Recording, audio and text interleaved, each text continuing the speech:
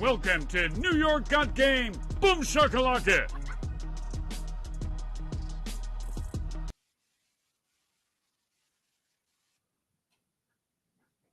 All right, everybody. Welcome to a live edition of New York Got Game NBA trade deadline special. Dexter Henry joined by Bryan Fonseca. A lot going on in the world of the NBA since last Saturday. That's kind of the line of demarcation when Luka Doncic got traded. And there's been a lot of events over the last couple of days. The Knicks actually made a deal. The Nets, they haven't done anything yet around this trade deadline. They've made 2 trades earlier this year. But Bryan, first of all, how are you doing? How's everything going with you around the trade deadline? I know there's been a lot to get caught up on, but how you doing, man?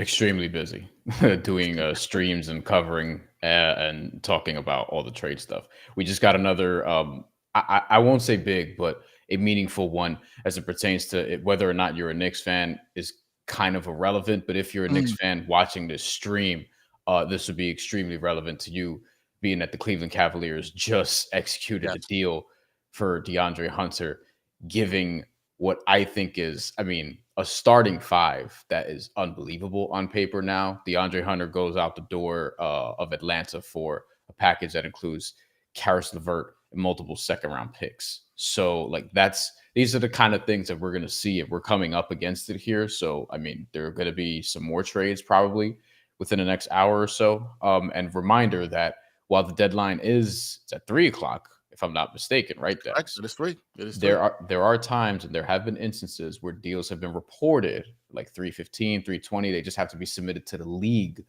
by a certain amount of time, get the approval. But there are times where deals have been reported shortly after 3, and shortly after 3, we'll see reports about this team is done, this team is doing nothing, etc. And there are some teams that I'm still waiting to hear from: Phoenix, Philly, to see if they're going to do anything else given the positions that they're in. And obviously the Knicks and the Nets, who we're here to mainly talk about. Yeah, there's a lot for us to see. There's a lot been going around the league. We're going to talk heavily on the Knicks and the Nets. We'll also get to some stuff around the league just to let everybody know. Joining us in a couple of minutes, about 5 minutes or so, will be CP the Fanchise of Knicks Fan TV. He will be joining us here. We will talk about the trade the Knicks made last night. We'll get into that in a second to tee that up for CP. Then at 3 o'clock, we will have Stefan Bondy right at the deadline to join us. That is the Knicks beat writer for the New York Post. At 3:30, Brian Lewis, the Nets beat writer for us here at the New York Post, will join us. So let's get into this part. Brian, let's talk about the Knicks trade that they made last night. Jericho Sims was widely expected to be moved by the Knicks. We didn't see him play at backup center in the last couple of days. Ariel Hawk-Purdy got a lot of those minutes, and then he was moved in the deal that saw Kyle Kuzma go to the Bucks and Chris Middleton go to the Wizards. He's traded to the Bucks for Delon Wright and cash considerations, along with the draft rights to another player. So everybody can look at this deal right here. The Knicks, they get Delon Wright, rights to Hugo Besson. I hope I got that name right. Cash considerations. Jericho Sims goes to the Bucks. Bryan, what did you make of this deal? I understand that this is not the sexiest deal. It's not a deal that's going to get Knicks fans, jumping out their seat. But you add a 6'5" combo guard who can defend on the wing and Delon Wright. What do you make of this deal for the Knickerbockers? And also, I want to say to the listeners, comments, questions are always welcome. We're going to be putting those up periodically throughout the show. But Delon Wright is an interesting addition because in a show that I was hosting last night, a friend of the show, Candace Pedraza, pointed out, I'll shout her out, that Delon Wright could potentially take Landry Shamet's place in the rotation on nights where Landry Shamet is not doing what he's primarily there to do and hit threes. And I kind of think that because if Delon Wright can give you enough offense, which he hasn't this year, to be fair, but if he can give you enough offense from the perimeter, you can justify playing him over Landry Shamet because of what he's still in the NBA to do, which is guard the point of attack. And I think with Delon Wright, he was not impactful at all in Milwaukee after signing there. He had stints last year with Washington, with Miami. The Miami one was pretty successful. You saw some moments there of what he can do, and he kind of became an important player there right away, although he only played 14 games and was added, on the buyout market. With Washington, he was in Washington, but over the course of the season, he was pretty consistent, shooting about 37% from three while giving you that perimeter defense. So functionally, to some degree, he's a 3-and-D guard. I'd hesitate to say he's like a 3-and-D, like a true, because he can play some backup point guard. And I actually think he could be complementary to Deuce McBride. So I like the addition as just a flyer. We've talked about guys that the Knicks could potentially take flyers on. Javonte Green is still somebody who's out there. Or are they going to get a flyer who's probably going to fill maybe the 3-4 spot, maybe even some 5 now that Jericho Sims is gone, or are they just going to go with Ariel Hawk-Purdy to occupy that spot? And then with Hugo Besson, who people may not know him, he was a very late second-round pick 3 years ago in the 2022 NBA draft. He is 23. He'll be 24 in April. He is French, and he has played in a bunch of different leagues overseas, Basketball Champions League. He's played in Italy. He's played in the Australian Basketball League, the NBL, where Ariel Hawk-Purdy also played for a period of time. And he is an interesting sort of combo guard that I don't know when he's going to come over, if he's going to come over, but he's, they have his rights, and he's an interesting player from overseas who he profiles like he could shoot the 3-pointer. The shot's been kind of up and down, but better over the last couple of years. So there's that. Yeah, the thing for me with Delon Wright is, yes, he can help on the defensive end. I'm sure the thing, and you talked about how our good friend Candace Pedraza mentioned that he could take some of Landry Shamet's minutes. I think the concern for Knicks fans when they look at this trade, right, they know what he could bring on the defensive end, but shooting 26% from the field this year, from the field, folks, not from downtown, from the field. Any concern for you about that, Bryan? Because that's some ugly shooting numbers right there, right? We can't lie about that. Those are some ugly shooting numbers. Any concern about that? Because I think Landry Shamet just already profiles as a better shooter in terms of that. Delon Wright, likely the better defender. It's what will Tibbs value in that situation? Where do you think he will lean in that situation? This could totally be matchup dependent also. I think you're not getting Delon Wright in peak form, but you're betting on potentially a rejuvenation period. His field goal percentage has gone down over the last 2 seasons, this year and last year. But for his career, he's been a 45% shooter from the field, and from 3, he has a 35% 3-point shooter, although it's tailed off very much and been impacted by his performance this year in Milwaukee. Don't know necessarily why that was, but it was struggling, never quite got into peak shape or whatever the case may be, basketball shape. That is not like fitness, but just where he's at in terms of as a basketball player. So this is his worst stretch. This is very much a buy low, but he has tools that Tom Thibodeau values on the perimeter as a defender and potentially as a shooter if he can get back to where he was, particularly last season. Yeah, and it'll be interesting to see if he can get back to that form, right? Can he actually get back to that form and help them in that way? But I thought it was an interesting move, considering we know that, Jericho Sims was not going to be here. It had been reported multiple times. Ian Begley had reported it. You've seen that it was supposed to be traded. I think the thing that shifts, and we'll get into this once CP joins us. Once again, CP the Fanchise will be joining us in a couple of minutes to talk about the Knicks here at the trade deadline, as we are now under 50 minutes to the trade deadline. What are you feeling, Bryan? Do you think the Knicks make another move here? Should they make another move here? Ian Begley has also reported of SNY that it looks like Mitchell Robinson will likely not be moved here at the deadline. Is there another move for them to make? Or is it Precious Achiuwa, see what you get for him? Do you think there's something else that could go down? Yeah, if they're going to just keep Mitchell Robinson, which understandable. We've talked about that a bunch on this show. I think Precious Achiuwa is somebody you go shopping with and see what you get. That doesn't mean you absolutely move him, but that means you have to see, because he does have $6 million out there. It's a movable salary. But otherwise, I don't see them trading a Deuce McBride right now. They moved off Jericho Sims. We've talked about Jericho Sims surprisingly a lot, Dex, throughout the course of weeks and months that we've been doing this. But that's really because he's in an expiring contract situation. We said he was going to get the opportunity to get a rotation role, a stable one. And while he did have a role in the rotation at times, it wasn't something that you saw was sustainable. And it was a situation where it's like, all right, can you turn him into something? And now you get a veteran in Delon Wright see if you could rejuvenate him a little bit. So to me, I think if the Knicks do something, it's going to be minor and around the margins. We've talked about guys that they could potentially get. Maybe it's another Delon Wright type of move, not very exciting. I think the Nets could potentially be a little splashier just because they could move a bigger name to somebody. They're unlikely, reportedly, to move Cam Johnson at this point. Or Brian Lewis, I believe, also reported that as well. But we'll see if they get an offer that surprises them. It's entirely possible they can do that, and then you have Nick Claxton there. But it doesn't feel like Dex that the Knicks are going to be overly ambitious here. And I think there are some people, you might even say this yourself, that they don't really need to be. No, I don't think so. I think that a lot of it was, could we get them? Could you see them add some depth? Is that something you could see in a meaningful kind of way? But it might be on the margins, as you said. But one of our first guest is here joining us on the show. It is my guy. He is the founder of Knicks Fan TV. Does a great job in the content creation space. My guy, CP the Fanchise, joins us now. CP, what's good? What's going on? Hey, afternoon, fellas. How we feeling, man? I mean, I'll tell you what's going on with me. I'm a little down right now because the Cavaliers made a blockbuster chips in the middle move for the Nick killer, DeAndre Hunter, man. So I'm a little aggy right now, man. A little tight.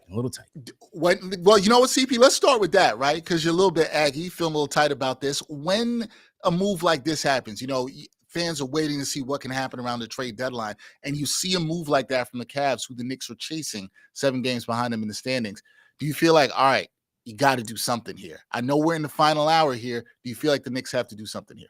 To be honest, no, because all season, this entire first half, from the time that they picked up Karl-Anthony Towns and really hurt their depth, I think it was kind of understood that this was going to be another cycle off season where it's going to take for them to really get the team in order and get the depth where they truly needed to be to make that run. And so this is more of a jealousy reaction to what Cleveland is doing than an anger at Leon Rose's, lack of action here, because they're in a tough spot just in terms of the assets that they have to work with. And so it's just one of those things. You're just going to have to stay patient and let this thing play out this year. Yeah, and this, Brian, I'm sorry to cut you off there. You can go 1 second. You know that fans do not have patience for that. But go ahead, Brian. My bad on that. Go ahead. Just to read off the deal so people know the deal we're talking about. DeAndre Hunter's going to the Cleveland Cavaliers. So there's just starting small forward now. And you have the Hawks getting back in return Karis LeVert, Georges Niang, 2 pick swaps, and 3 second-round picks. So that's the number 1 seed piling on there. CP, you see that, and now you're faced with a starting 5 in Cleveland, just in general, with Darius Garland, Donovan Mitchell, DeAndre Hunter, Evan Mobley, Jared Allen, and still with a little bit of depth. I mean, do you feel like, looking at that, the Knicks absolutely have to do something, or is it just a matter of, hey, they just got Mikal Bridges and Karl-Anthony Towns in the door recently? They just need to continue to build that chemistry and maybe do something around the margins to address their depth.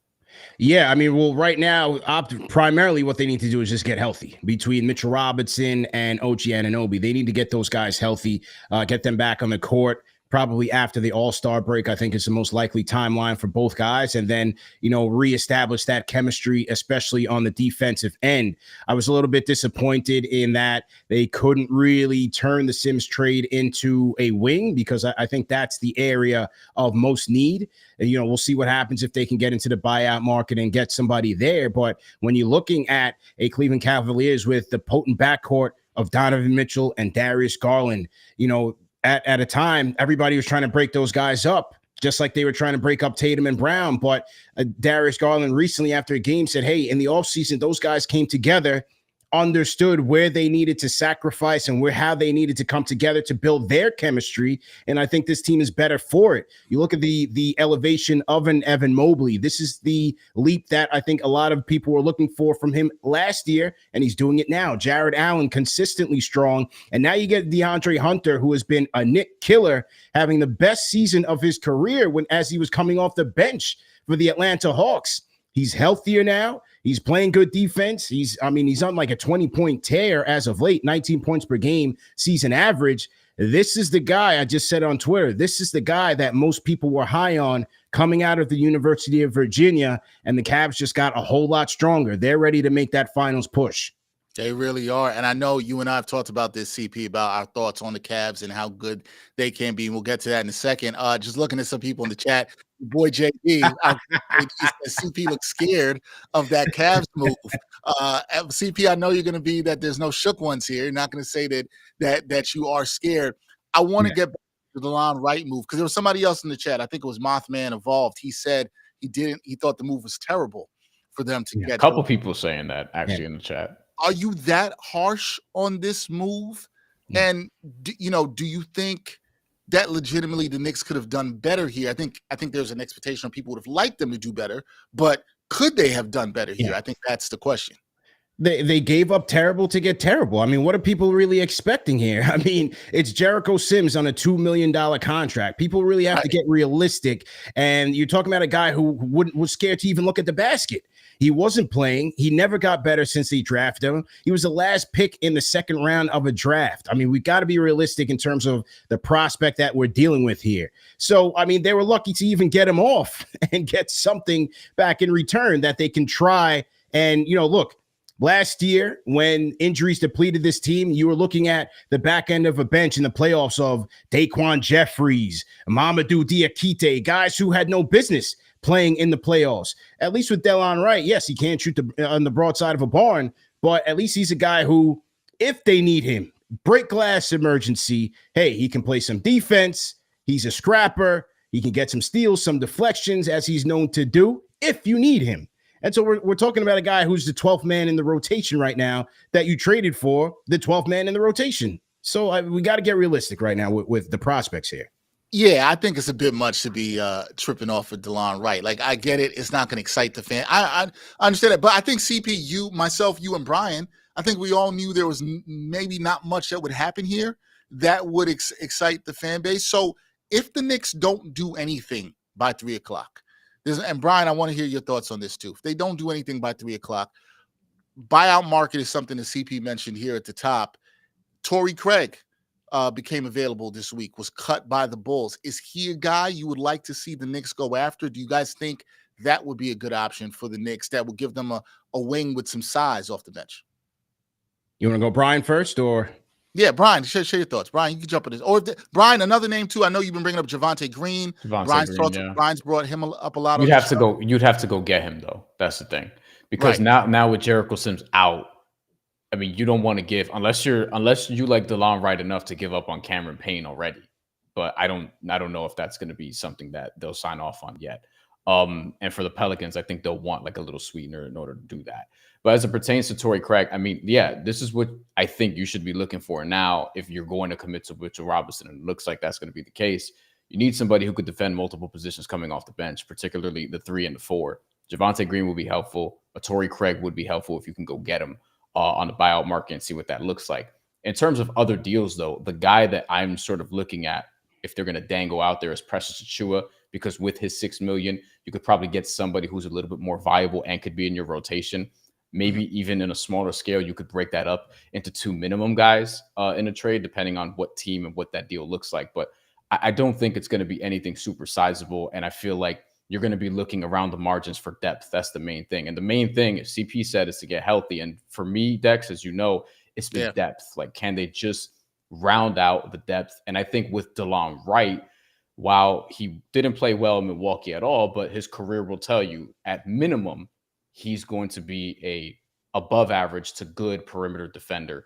That's something that Tom Thibodeau is going to value. You can put him out there with Deuce McBride. You could put him out there next to Jalen Brunson for spurts if you absolutely have to. And if he's hitting the 3-point shot like he has more than he hasn't in his career, this year's been a terrible 3-point shooting year, but last year is about 37%. If he could get back to something closer than that makes him playable. And then you also have to watch if Landry Shamet doesn't have it on a particular night, you could slot in Delon Wright and know at a minimum he'll give you defense, and hopefully he can give you a respectable 3-point shooting performance. That is the hope there. But before we continue, CP, I'm going to want to get your thoughts on that. Just want to let people know another trade is broken in the NBA. This is coming courtesy of Shams. Los Angeles Clippers, they're trading Terrence Mann and Bones Highland to the Hawks for Bogdan Bogdanovic in 3 second-round picks. So Bogdan Wow. Bogdanovic on the move, going to LA, Bones Highland and Terrence Mann going to the Hawks, as the Hawks are reshuffling their roster, getting a little bit of cap flexibility there. So another interesting move we see that affects Eastern Conference team. Want to thank everybody for checking in. Hit that like button on YouTube if you're there. CP, what do you make of this? You know, what do you about the Knicks in the buyout market? Is Torrey Craig a guy you like, as I asked you before, or is it going and getting a John Devontae Green? What do you think the Knicks should do from this point going forward? Buyout. It's going to be critical. If I put it in priority, I would say Torrey Craig 1, TJ Warren 2, and Chuma Okeke number 3, the 2 guys in Westchester. Those are 2 guys who in Westchester are running Tom Thibodeau's system anyway. Those are guys that you can probably slot in that rotation. I think the Knicks need to be very, very careful here when OG Anunoby comes back for the second half of the season, and maybe even put him on a strict limits restriction here, because you can't afford to have the dog going into the playoffs either without him or severely hobbled. They need him. He's going to be critical to their success. And so they need to bring in a guy who can log a lot of minutes and someone who can play a bit versatile, play the 3, play the 4, play tough. Hopefully they can hit an outside shot. But even if not, the Knicks have more than enough offense. The wing position off the bench has to be a priority here if they can get lucky in the buyout market. Delon Wright is only 6'5". Shamet is working his way to the end of the bench, and he's only 6'4". So they need to address that position, because on the bench they are woefully small when it comes to defending. And I just mentioned a guy like DeAndre Hunter. Well, part of the reason he was a Knick killer this year is because when he's coming off the bench matching up with the Knicks bench, he's shooting right over guys with no problem. I mean, I witnessed that twice this year at Madison Square Garden alone. And so they need to try to get lucky in the buyout market and see if they can get an innings eater, to use a baseball term, that can help them in that final stretch. Yeah, and I feel like Torrey Craig could be that guy. I think that could be a good option for him just because of the size he has, some of the flexibility and optionality you have with him on defense. They need that size, because if you look at some of these last couple of games, the Knicks have been playing well. They've won 7 out of the last 8 games. So let's not act like they've been playing bad.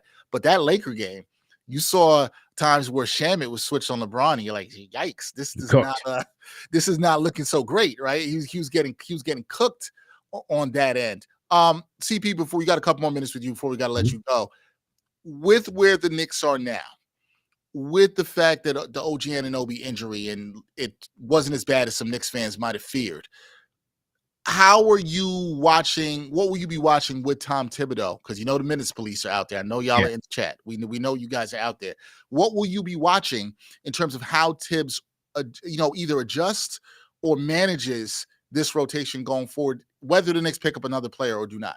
Yeah. Well, the key thing is going to be how to utilize the 2 big lineups and how they match up with teams who may want to go small. Like, is Tibbs going to adjust there, or is he going to stick to his guns and say, hey, if I got these 2 bigs out there with Karl Anthony Towns and Mitchell Robinson, can we get a rebounding advantage? Can we maintain that size advantage and be a force, especially defensively? We saw some good things in Toronto with Karl Anthony Towns and Ariel Hukporti, but you're not going to be playing Toronto Raptors every night. I mean, Toronto from a front court situation, they are woeful, especially with Jakob Poeltl in that game, and then he ultimately left that game. So I don't think that Toronto game was the greatest bar to evaluate the 2 big lineup on. But going forward, even before Mitch comes back, I want to see more of that, to see how Towns gets used to playing the 4 and adjust to playing the 4. How does that impact the spacing offensively? I think that is going to be vital. But the key to the rotation and the key to the minutes is also going to be the bench guys delivering in their minutes. Minutes are going to have to be earned. Thibodeau's not just going to be doling out minutes just for the sake of spelling guys. He wants to win every game. And so Deuce McBride is going to have to step it up on both ends of the floor. His 3-point shooting efficiency and defense has been a little bit shaky and a little bit inconsistent. Campaign, it's a flip of a coin about in terms of what you're going to get from him on a given night. He's a chuck. If he's hot, all right, we'll give him some more minutes. If not, then he's got to sit the bench. Maybe they give Kolek a little bit of a look and test him out on the defensive end if he can hold his own. But my guy, Precious Achiuwa, he's been a godsend for this Knicks bench. He's playing very well, especially defensively, and they're going to need that. Between Precious and Deuce, those are going to be your 2 main pieces off the bench that are going to have to bring it every night for this Knicks team to have a chance. They are going to absolutely have to do that for sure. They're going to definitely have to bring those two guys off the bench. Bryan, anything else? Yeah, I want to ask you, CP, before we let you go, just do you feel like too much of this is being put on Deuce McBride? Like the scoring responsibility coming off the bench and to lead that bench? Because the way the roster construction is laid out, and obviously Tibbs is not always going to go deep into his bench, but when you look past the starting five, Deuce McBride is in a position where he kind of has to come through on a night-to-night basis. And it's a big spot for somebody who is young, who's on his second contract now. Do you feel like a lot is being put on him? And do you feel like this is a role that he can live up to because he kind of has to over the next few months? In a way, yes, but he's got no choice. This is a next man up situation. You know, DiVincenzo's not there to save him. And coming off of the year that he had last year, he had a great year, although the Indiana series was a bit too much for him. He's a bit overwhelmed there on both ends of the floor. This is Deuce's time to shine now. If he's going to be worth more than that contract that they doled out for him, which many consider to be a steal, then he's going to have to go out there and earn it. Injuries have hampered him a little bit in this season between the hamstring and the knee. I think he had patella tendonitis or patella tendinopathy, but hey, this is his time to shine right now. And I like the lineups where he's playing off of Jalen Brunson at times. Campaign, if he's going to be out there with Campaign, then Cam has to play that point guard role and facilitate. They have to find Deuce instead of just having Campaign shot hunting all the time. So I think, yes, there is going to be a lot on McBride, but it's also up to the team to help get him going in spots where he can benefit. Last thing for me, CP, obviously a big game for the Knicks on Saturday against the Celtics. You're doing a watch party, right? You guys doing a watch party Saturday? All right. Clinton Hall? Clinton Hall 36 will be a Clinton Hall 36. There you go. Everybody go out and support that. CP and KFTV do a great job when they have the watch parties. I always love going to them. I'll be at the game, but this is a big one. You know this. The last time I went to one of your watch parties was opening night against the Celtics, and that did not go well for the Knicks. Not at all. Not at all, man. You always like to talk about whether the vibes are immaculate or not. What are the vibes for you heading into this game against the Celtics? Hey, the vibes are good, man. Anytime you're going to have a home game at Madison Square Garden with that crowd in a primetime game, I think anything is possible. You know, anybody can get knocked off on any given night, and the Knicks should be out for revenge. They're going to have to lead it on the defensive end, control the possessions, because you know if you give the Celtics extra possessions to hoist up those threes, it could be a long night. So the Knicks are going to have to rebound well. They're going to have to stay connected on the defensive end, as Joe Mazzulla likes to run these guys off of different actions. He's going to look to pick apart Jalen Brunson and Karl-Anthony Towns. And so the Knicks defensive rotations are going to have to be on the string. And when they get the opportunity to get out and run and catch these Celtics offset in the half court, they're going to have to do that. So I expect a bigger effort from Karl-Anthony Towns. Josh Hart is going to have to come to play. And Mikal Bridges, the guy who was a bright spot in that first matchup in the second half of the game, I need a full 48 minutes of Mikal Bridges. He's going to have to deliver for these guys to have a chance. All right, it's going to be a big one on Saturday night. CP is going to be all over that. Please check out and support the KFTV watch party at Clinton Hall. Always a dope time there. CP, we appreciate you. Under half an hour now left until the trade deadline. We'll see if the Knicks have any more moves, and I'll talk to you soon, my friend. Appreciate you, man. My guy, stay up, and much success to you guys, man. Anytime you need me, let me know. Anytime, bro. Hey, don't let anybody tell you that you're scared of the Cavs. You know? That's just JD talking as JD does, man. But yeah, man, we'll catch up. All right, hit the like button for the show. Hit the like button for the guys at KFTV as well, too. Thanks, CP. Appreciate you, man. Yes, sir. That's CP, the Fanchise founder of KFTV. Check him out there. All right, Bryan, we are under a half an hour to this trade deadline. This is what I call, because you know it's lying season. Everybody lies about the rumors. Don't get me started. Yeah, you know some of the things I'll say. We probably can't even air it, but people would want to hear it. Trust me. We'll keep this a family show. We'll keep it a family show. And thank you to everybody who's watching in the chat. We will get to some of your questions and comments. We see you guys have been sending in a lot, and we appreciate you so much. A lot of TJ Warren, Dex. A lot of TJ Warren. All right, well, let's get to that, because CP brought that up, and CP had the order in terms of what he would do in terms of adding somebody on the buyout market. TJ Warren is playing with the Westchester Knicks. CP made a great point in the fact that he knows Tibbs' system. He's been playing in it. We see this here. A commenter that TJ Warren can get us a bucket, bring him up. Yeah, he's a bucket getter.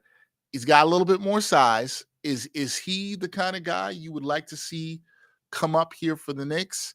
It feels like he'd be the most ready, and the Knicks do need some offensive punch off the bench, right? So I'm a little surprised at the love he's gotten, though, just because really, just because we're talking about his G League production, but I've seen his NBA production over the last few years, and I've also seen him miss a lot of time due to injuries. Well, that's the thing, yeah, within the last 5 seasons too. So it would be a minimum swing. It'd be a low risk sort of deal. So like I don't think he's not worth it.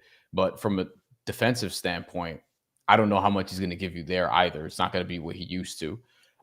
He's in his early 30s now, but again, post serious injury, last year was just 11 games in the NBA. And he shot 44% from the field, only 15% from three, but he barely took them. Not reasonable sample size, but he's also barely played in the NBA the last couple of years. The last time he played north of 30 NBA games, even in the season, was in the 22-23 season. He played 42 games across his time with the Nets, because remember, he was with the Nets for a period, and then also with the Phoenix Suns. And in that particular season, his production, I mean, he shot 49% from the field. He averaged 7.5 points a game, but I mean, I don't remember that being super impactful either at either stop. So TJ Warren was once he was a good player with Indiana, and before that, especially with Phoenix. But I mean, if you're adding him with the intention of like, hey, he needs to be this scoring punch off the bench, I think that's pretty risky, even if it's a low risk deal. But if you're adding him from some depth where you don't have to play him on a night-to-night basis, and what he can give you is kind of a bonus, then I think that's more reasonable because of what we've seen in the last few years. With that being said, right, and I do think it is fair to question a little bit how impactful his production was in that last stint he had between Brooklyn and Phoenix, right? And I know what you meant, like in terms of how it actually translated to winning. Like I get that point. Would you rather have somebody like a Torrey Craig over him? Yes, because Torrey Craig is better defensive. You'd rather have Torrey Craig's better defensive player. Yeah, it gives you a little more size too. Yeah, Torrey Craig, I don't think he's bigger, but he's definitely better defensively right now at this stage, at least. Torrey Craig, like he's constantly in spots where it feels like he should get more playing time than he does. He hasn't played in a while and barely played this season at all with the Chicago Bulls, but he did shoot like a reasonably good percentage from three last year, where he was about 39% the year before that. So he's been a really good shooter from three over the last few seasons. And I know that he's going to bring it defensively. So with TJ Warren, like, I mean, there's a world, Dex, where you can bring up both. You can create the space to sort of have that also. But I mean, I don't even know if you need to do all that. But to me, I would put Torrey Craig ahead of TJ Warren, just me personally. Nah, I kind of would too. But also look at what we're talking about. Like, don't you? I mean, this is where we are with the aprons and stuff, right? We're in the final 24 minutes of the trade deadline, and we're talking about Torrey Craig and TJ Warren. And there's still some people, I'm sure, that would trade Mitchell Robinson. You know what I mean? So. Also, we should address that. Mitchell Robinson, I think I said this at the top, Ian Begley reported not likely to be moved. Not likely. Here. Now, look, I'm going to ask you, because we're in the final 24 minutes. You, when we're doing our live show, have been saying going back to December, November, you, Mr. Fonseca, were like, hey, well, maybe they should trade Mitchell Robinson. It's more like that's going to happen. Yeah. Could you afford to wait? You know what I mean? But now they're waiting, is what I'm saying. The thing with Mitchell Robinson is, though, like if he's healthy, he gives you what you want in a backup five who can also play with Karl Anthony Towns at times when you want to size up against a Cleveland, for example. That'll be useful. That's a great point. And that's the matchup you want him for the most, is if you do run into Cleveland. The problem is, can you wait? And is he going to be healthy? Like, is he going to be healthy the last few months? Like that's the risk of it all. And that's what we've been talking about on this show repeatedly, is could the Knicks afford to wait for Mitchell Robinson to give you what he's going to give you? Because when he's out there, he'll give you what you need to complement some of these other guys on the team, especially Karl Anthony Towns, like especially him when you can not just stagger both of them, but also just have them out there at the same time for different spurts. And Dex, I think like there will be times where they can close together. Like Tom Thibodeau will experiment with that if Mitchell Robinson is just having one of those games where he has 15 rebounds in 26 minutes. It's just a health bet for me. That's really what it is. I wonder, with all this being said, right, that if you do have the patience, it clearly looks like they're going to have the patience. I know we're 23 minutes away, but it looks like they're going to have the patience and are going to hold on to Mitchell Robinson if he just ends up being the best trade deadline acquisition. Now, the risk is, you've been telling me the whole time, and I know what you've been saying, is like, hey, we don't know if he's going to be healthy, which is a fair question, right? Granted, the last time he got hurt was because of shenanigans by Joel Embiid. Sure. And that should be acknowledged, because it wasn't like he was just running down the court and pulled a hamstring. Joel Embiid did a play that was dirty. We all know this. So we have to acknowledge that. True, but, if you get knocked out, you get knocked out. Like, for example, if you're a boxer, I'll use a boxing analogy because you already know. What a shock of an you analogy. already know. But if you, it doesn't matter how you get knocked out. If you get knocked out, you're chinny.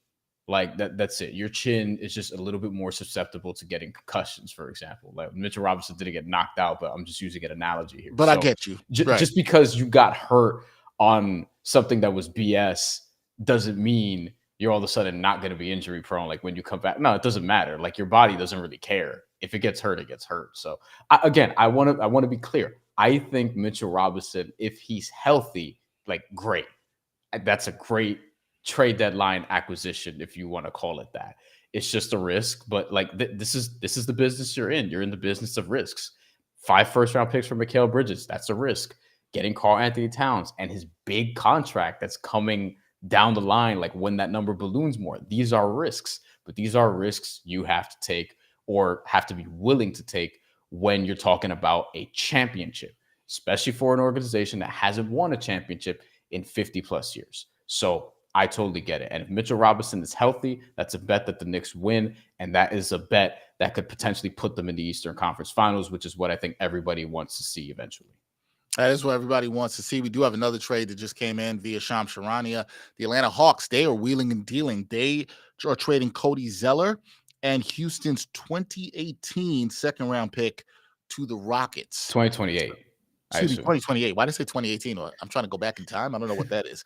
2028. Sorry about that. Their second-round pick to the Rockets. That trade puts Atlanta below the luxury tax. What did they get back? They got back. That doesn't say, actually. It says Cody Zeller and Houston's 2020 second-round pick to the Rockets. Do not know what they're getting back yet. I'm sure that'll come through. Just a tax move. A lot of teams are trying to avoid the luxury tax. They don't want to get into a repeater tax situation, avoiding aprons and things of that nature. We saw the Heat do that today, actually. Like they were in a situation where in the Jimmy Butler trade, they with Andrew Wiggins coming back, they thought the Raptors were getting Kyle Anderson. And then the Raptors were like, hey, actually, we think we can get Brandon Ingram, so we're not going to take back Kyle Anderson. And then the Heat were like, well, can you take PJ Tucker and give us Davion Mitchell, and we'll give you a second-round pick so we could avoid the first apron. And then the Raptors were like, all right, cool, we'll do it for the pick. Stuff like this is going to happen, and this is why none of the deals are being announced yet, because they have to get finalized. And you're going to see some of that. You're going to see some of that, even as Bryan mentioned before, after the deadline. We're at 2:41 Eastern. And we are 19 minutes away from the trade deadline. Remember, things can come after the trade deadline. What do you guys think in the chat? Who would you want to see the Knicks if they don't make another trade? Obviously, who would you like to see them try to grab in the buyout market? Torrey Craig, TJ Warren, Chuma Okeke has also been mentioned here too. Chris Duarte, somebody mentioned. Nostalgic Chris Nick. Duarte is another one. Yes, Charm Boy 73 Abel says, yes, I like Torrey Craig. I do too. I think that'd be good. I see my guy, Nostalgic Nick. Nostalgic Nick, thanks for checking in. Mr. Minute Police himself. He says sign Duarte there as well. Now, I see this comment here from DN. Tibbs did a terrible job providing a contingency plan in case Mitch got hurt again. Huck got playing time only because the owner sent a message to Tibbs. I'm not so sure about that last part as much as they knew that they were trading Sims, which had been widely reported for weeks now, and they were trying to protect him. You don't want to play him and get hurt. So they had no choice with OG going down And when Karl-Anthony Towns got in foul trouble, you had to play Hawkporty. I think it's good they played Hawkporty. I also will put a little caution in it. As CP said, they were playing the Raptors. I like the energy from Hawkporty. I'm not dismissing that at all whatsoever. But and I think Hawkporty can be a good Knick. The Knicks have done a good job of developing some bigs. They should get a lot of credit for that. And I think you could see some of that again here. I mean, what's the contingency plan we're talking about here? If Mitch got hurt again, it was going to be Sims if he had stayed.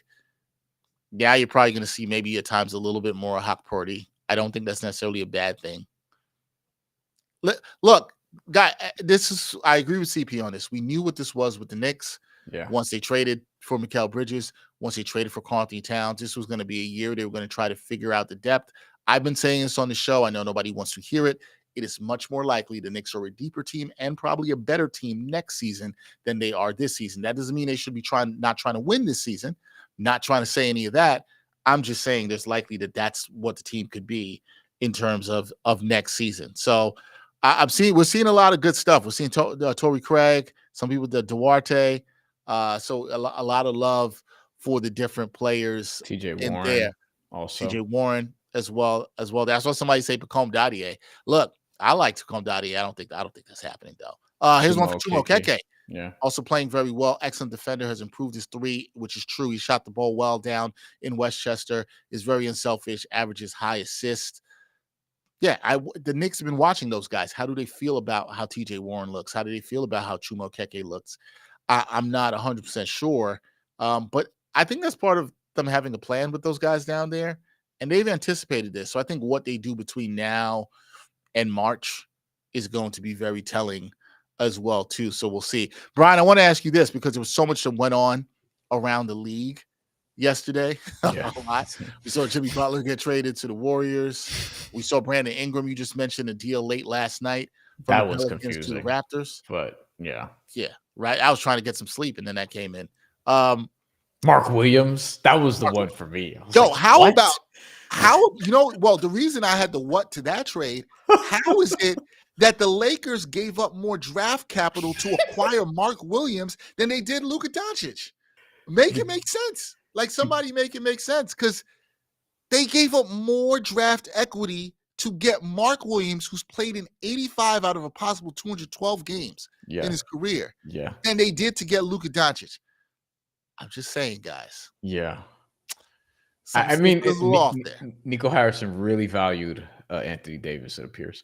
I think the main thing is shout out to the Hornets for functioning like a well-run organization who sees that, look, it's not going our way this year. Brandon Miller's out for the year. LaMelo Ball might get shut down again. We're just going to take back all the picks.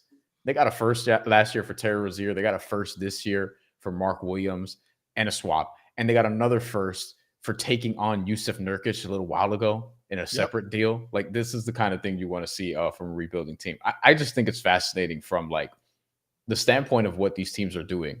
The Lakers now are going to have a starting five that has presumably Luka Doncic, Austin Reeves, LeBron James, Dorian Finney-Smith, I would guess, maybe Rui Hachimura, but one or the other, along with Mark Williams as center, who I think people think is a better defender than he actually is, but he is a really good rim runner, pick and roll partner for Luka Doncic.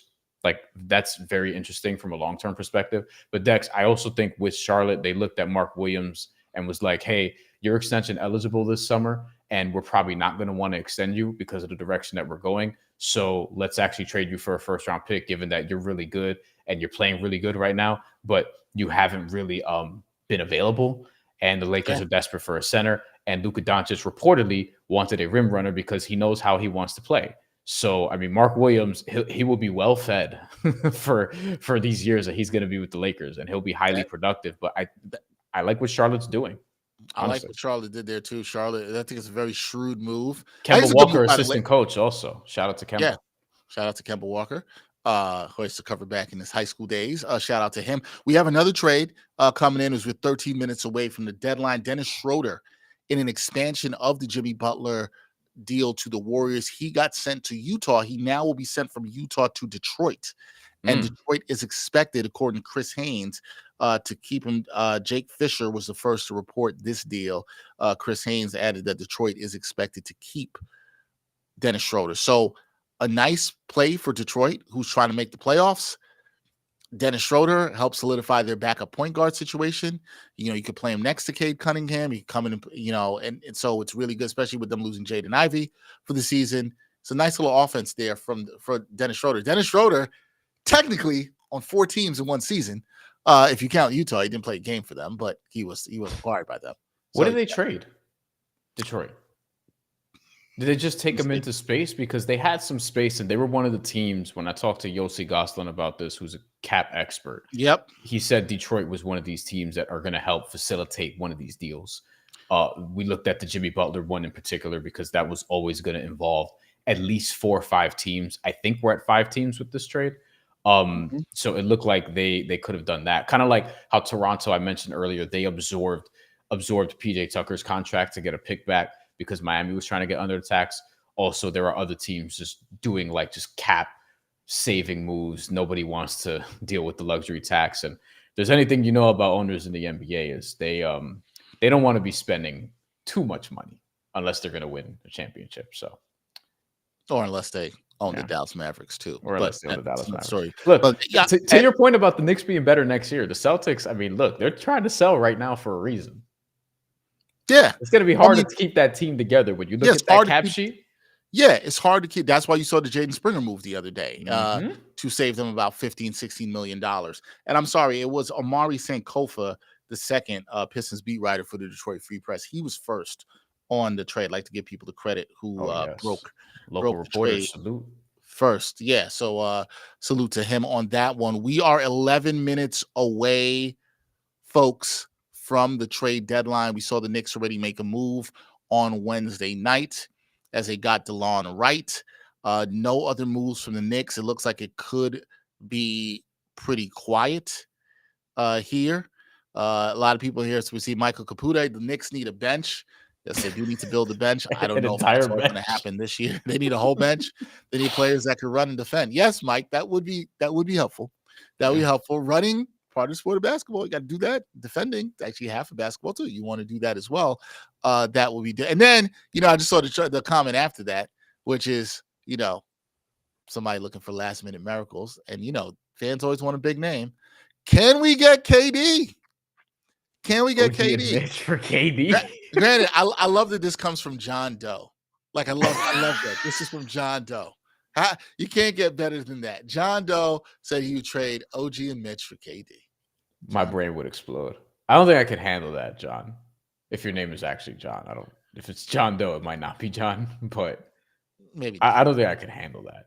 Chad, what do you want to see in these last 10 minutes the most? It doesn't have to be Knicks or Nets specific. It can be like just NBA specific at all. Here we go. You just opened it up to all kinds of ridiculousness. That's all kinds of possibilities. Just, Chad, what do you want to see? Possibilities. Can we get Bradley Beal? Why? Can we get KD? You see all these kinds of things come up about what people want to see in the last 10 minutes. There was some reporting that the Knicks and Bulls had some conversations about some of their bench players. So Ayo Dosunmu, who somebody had mentioned earlier in the chat, could go there. No, cardiac Knicks. Come on, man. Come on. OG, Precious, Jakob, and Deuce, and 3 second-round picks for KD. Not even a first. Why would Phoenix is going to take the 3 second-rounders? And why? I know Phoenix doesn't have anything, and KD's probably their best trade chip. Well, actually, Booker would be, but that's a whole nother story. Yeah, that's true. And now you're going to just gut the entire Knicks bench? Like, see, it's interesting. Some fans care about a bench, and some are like, bench be damned. Let's get us KD. Go get me KD. Greg ain't feeling KD, by the way. Listen, man. You see, and this is where the Luka trade messed it up for everybody, Brian. Now everybody's like, just go. Oh, you can just go get me a superstar. Like, no. It only works for the Lakers and the Yankees and the Dodgers and whoever is winning the most Super Bowls at any given time. So right now would be they need a they need a LeBron type of guy. I mean, I think everyone could use a LeBron type of guy, Christian. Yeah. So what exactly are we saying by that? What are we saying? Everybody could use LeBron type of guy. What's a LeBron type of guy? And what era of LeBron or what age of LeBron? Do we need a 40-year-old now? Like, don't worry, LeBron is still playing really well offensively. Yeah. Thank you, Anthony Rodriguez, for something a little more palatable, although it's not sexy, but backup point guard for Brunson. I mean, listen, here's the thing. I mean, you have 3 backup guards. You have 4 backup guards. Dex, are any of them Brunson's backup point guard? Probably not. Campaign, Deuce McBride, Delon Wright, and Tyler Kolek would be the guy, but he's not yet. He's not yet. I think he's the most likely to emerge for that guy, but probably next season. I would say he's the most likely to do that to happen. I think Anthony Rodriguez saying that what they need in that is fair. I just think that the market for that backup point guard is really not out there. You know, not really a lot of backup point guards that fit into the salary slot into what the Knicks could actually use and trade for. Really isn't there. That's the problem with this, guys. It's the second apron. The Knicks have limited flexibility. You're probably gonna have to move someone like Precious Achiuwa and or Campaign to try to get somebody of value. You know, that's really it. Mm-hmm. So can we please put up Nick's comment? We have to put up Nick's. Stefan Bondy, who will be joining us in about 7-8 minutes.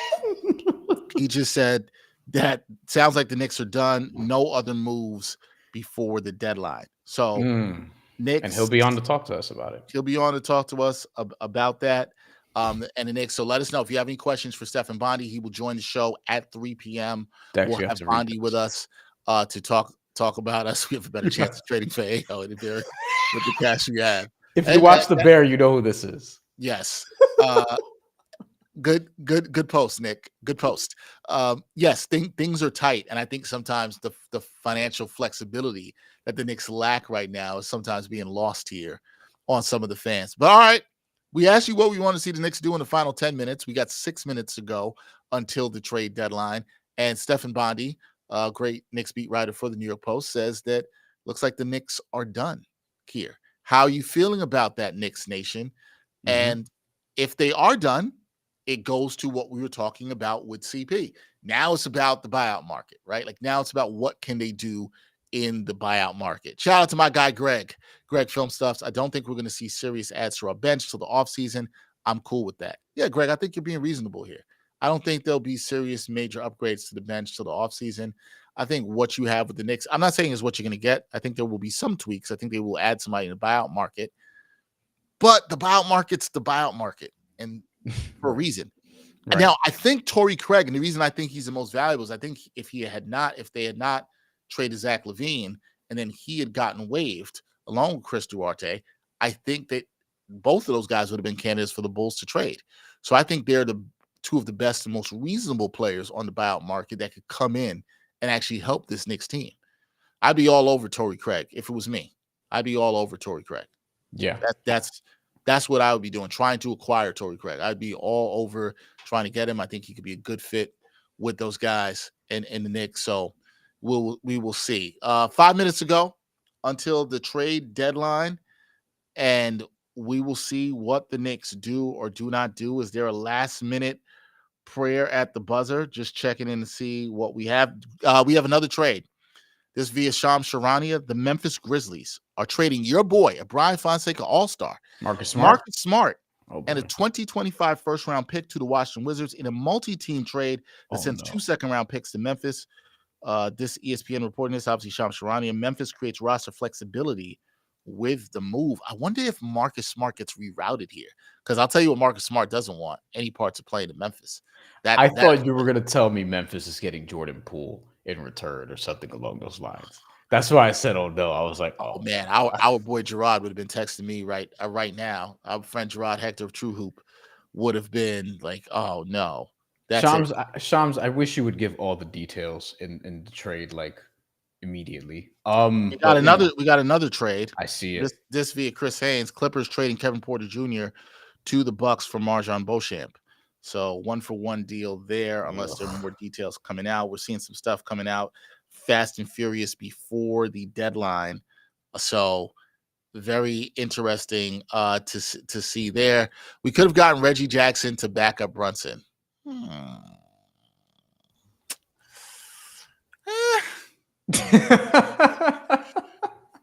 It's like, well. As of 5 minutes ago, Reggie Jackson has just been waived.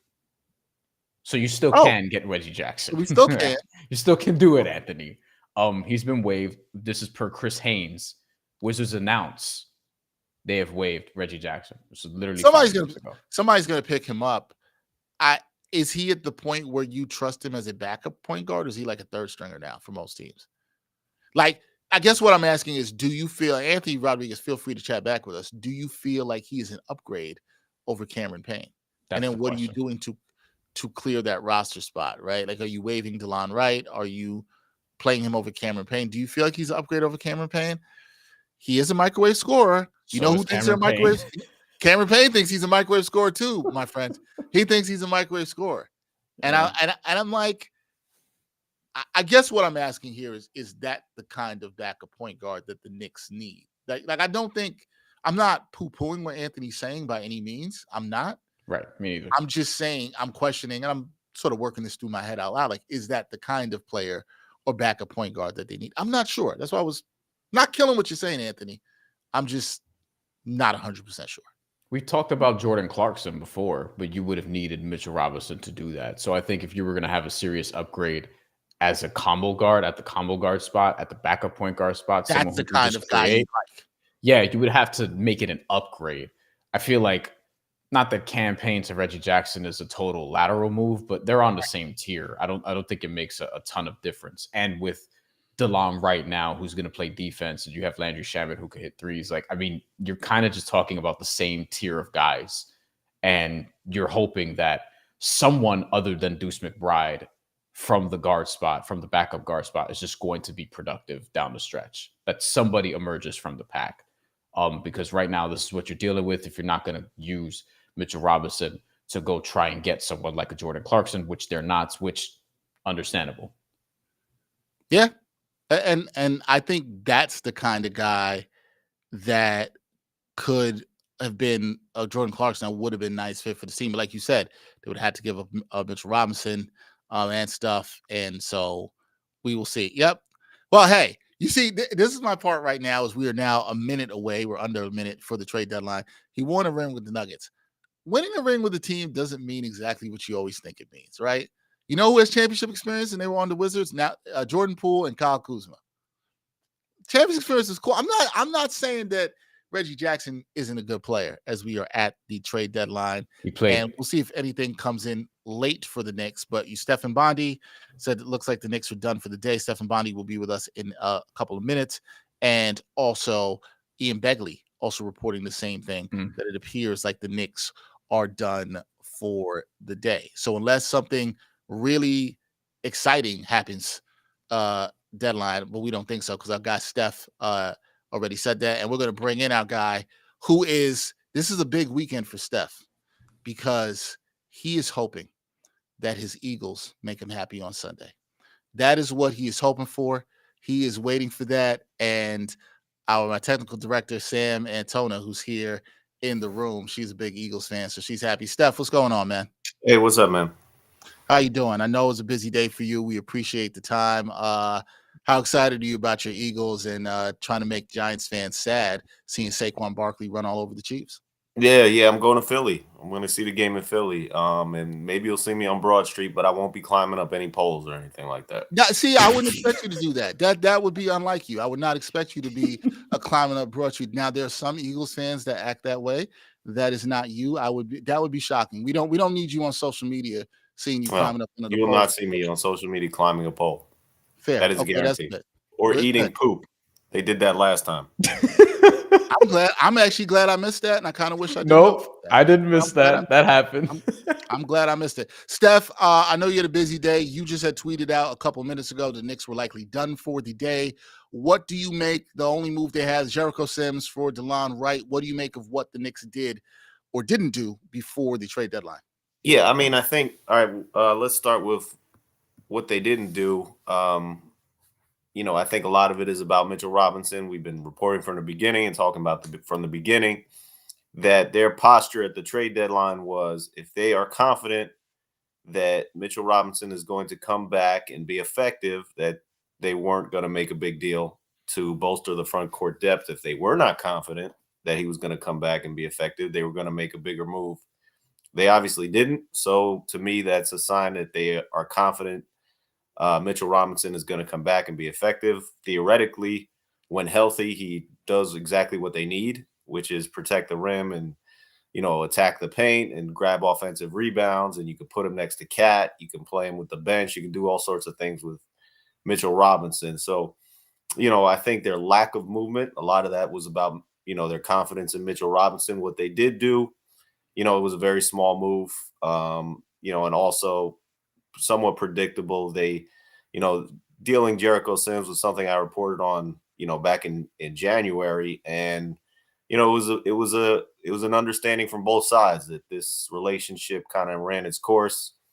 He was no longer in the rotation. He's a pending free agent this summer. And it was an opportunity for him to kind of, who knows how it's going to shake out in Milwaukee, but they have a thin front court there too. Maybe he gets some opportunities.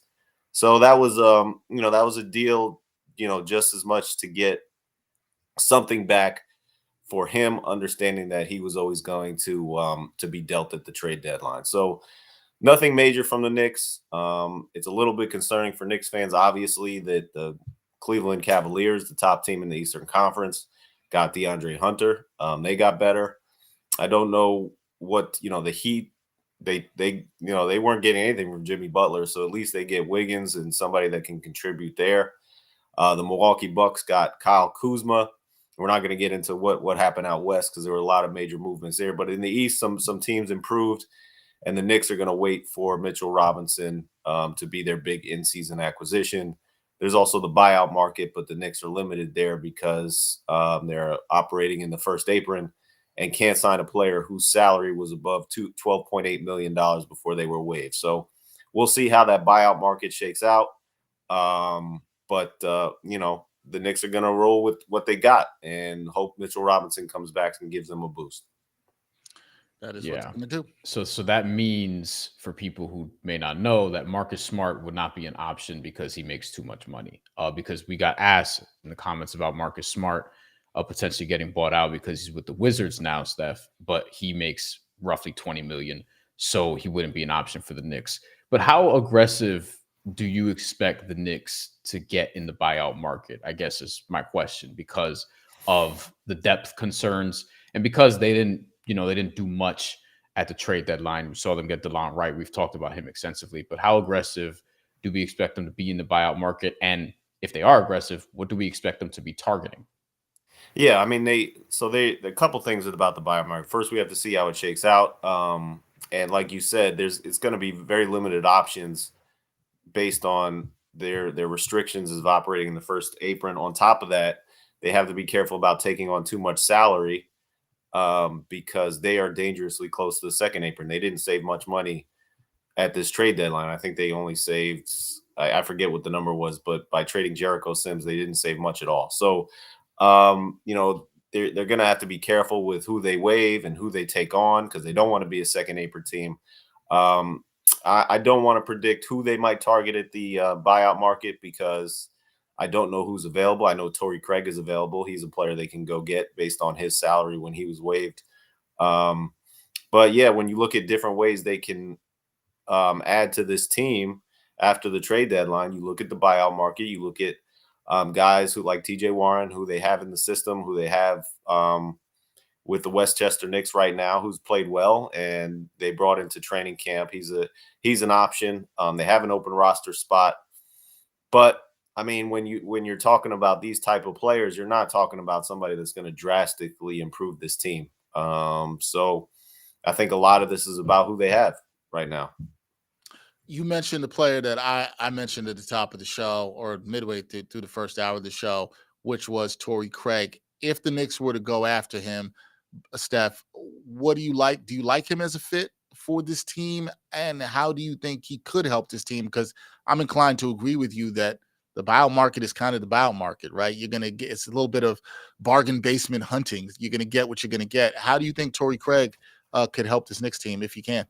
I don't know. What do you think of Torrey Craig? I haven't done many deep dives into Torrey Craig. I think what I think is he can defend this. He can defend pretty well on the wing, which would help what Tom Thibodeau likes. And he shoots the ball decently well. He shoots three decently well.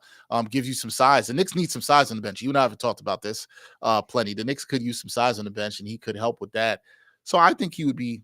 He's a fine buyout market pickup. I think he'd be fine.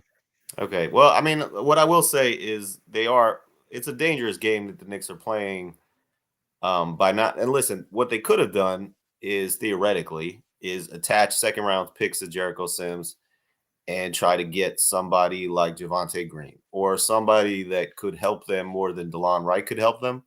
That was an option. Another option would have been to go with a surefire, healthier player than Mitchell Robinson, like Jonas Valanciunas, attach draft picks to Mitchell Robinson and go that route. So they are playing a little bit of a dangerous game here where we don't know about Mitch's health. Obviously, they're clearly confident in it. We don't know about OG. We know OG Anunoby, dodged a bullet by only having a sprained foot. We don't know when he's going to come back. We also know that he's injury prone and has missed a lot of games throughout his career. And their depth is what it was. That hasn't changed. And that becomes a dangerous game as you move forward throughout the season, where you get into the taxing part of the season where guys have played heavy minutes and you're worried about health and you're worried about depth. And those problems were not solved right now. So, as you look at a guy like Torrey Craig, maybe, if an injury arises, he's a guy that can fill a spot like that. And they were hoping Landry Shamet, I think he's been hit or miss, that he can fill a spot like that. But yeah, I mean, they're a thin team. That has been the story throughout the season, and it continues to be a story. You mentioned Delon Wright. I just wanted to ask you real quick about that. And you said, it would be nice if they had somebody that could help a little bit more than him. Can he help this Knicks team at all? We know he's pretty solid defensively on the perimeter, but shooting 26% from the field this year. Is there any way that Delon Wright can help this team? I mean, yeah, I don't want to make any sweeping conclusions about what he's going to be and what he's not going to be. He hasn't even practiced yet. But theoretically, yeah. I mean, he's a veteran. He's played on 10 different teams. He can defend, and in a spot where they need somebody with experience, they now have somebody who has experience and has played on some good teams in Toronto and Dallas. He was teammates with OG Anunoby in Toronto. He was teammates with Jalen Brunson in Dallas. So you think, and I don't know this for sure, but you think that before the Knicks got him, they talked to those two guys. And if you get a blessing from Jalen Brunson, that's probably a good thing. Yeah. Steph, you mentioned basically this cap situation that the Knicks are in right now as it pertains to the buyout market. Did they aggressively or try at all really to shed more salary in anticipation of the buyout market? Like, were they trying to offload not just Jericho Sims, but anybody else beyond that to try to get a little bit more breathing room from a cap perspective? Or did they just go in with the mentality of, hey, we'll make a small move for Jericho Sims, and unless something else comes along that really just overwhelms us and we have to take it, this is kind of what we're going to do, and then we'll take our chances with buyout market guys and free agents later on? I mean, I don't know who they could shed salary that is not an important part of their rotation. Now, everybody they have the minimum number of players on their roster, and they have guys on minimum contracts. The reason why Ariel Hukporti is so valuable to them is because his contract is literally as low as you can possibly get. Right. So in order to shed salary, in order to make a trade to shed salary, you need to take a player back. And right now, the way the Knicks are constructed is they are very top heavy with their salary and their starting lineup. And unless you're going to trade one of those guys, you're not going to really shed much salary by trading anybody other than Precious Achiuwa and maybe Campaign. And both those guys have been part of the rotation and integral part of the rotation. I mean, you could trade Miles McBride for a minimum contract, but then now you're asking more questions. What are we going to do about this depth? So I don't think there was very many avenues to shed salary. And if you were going that route, you're going to take away a player who's part of the rotation. And you're saying, well, we could possibly replace them with somebody in the buyout market, but we don't know who's going to be in the buyout market. That would not have been a smart way to approach the trade deadline. A follow-up to that, did they have any serious conversations about Mitchell Robinson, Precious Achiuwa? Just like, were they close on anything there, or was it just because we got the report early on about, hey, they're probably not going to move Mitchell Robinson? But prior to that, were there actual discussions, and how far did they get involving him and also Precious Achiuwa? Because from a cap perspective, he does make $6 million this year. So I felt like it was feasible to try to move him to get something if they wanted to, but he's also been playing pretty well for them lately. I had not heard about any talks that progressed very far. I had heard they checked in on Chris Boucher, but by the time, when were we in Toronto? When did they play in Toronto? Monday. Yeah. By the time I talked to people Monday in Toronto, they were off. They were already off Chris Boucher. So I heard a lot of talk about Jericho Sims, about different teams they were trying to shop him to, different teams that were interested.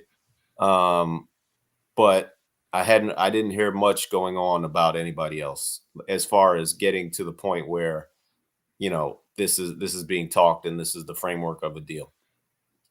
Steph, let me ask you this, because we got this comment that just came in here about Ariel Hockpurdy, and we obviously saw Sims not play at all in backup center minutes in the last couple of games, and Ariel Hockpurdy gets those minutes, especially with OG Anunoby being out. Do you think we could see more Hockpurdy?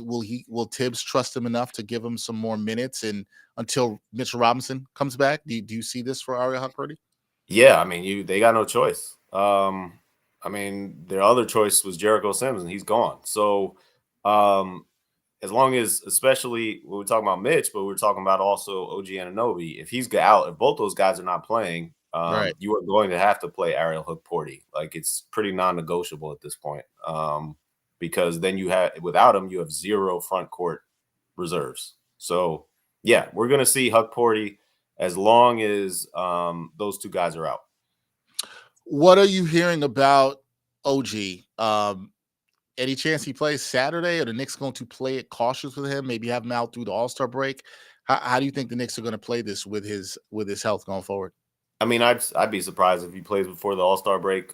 Sprain.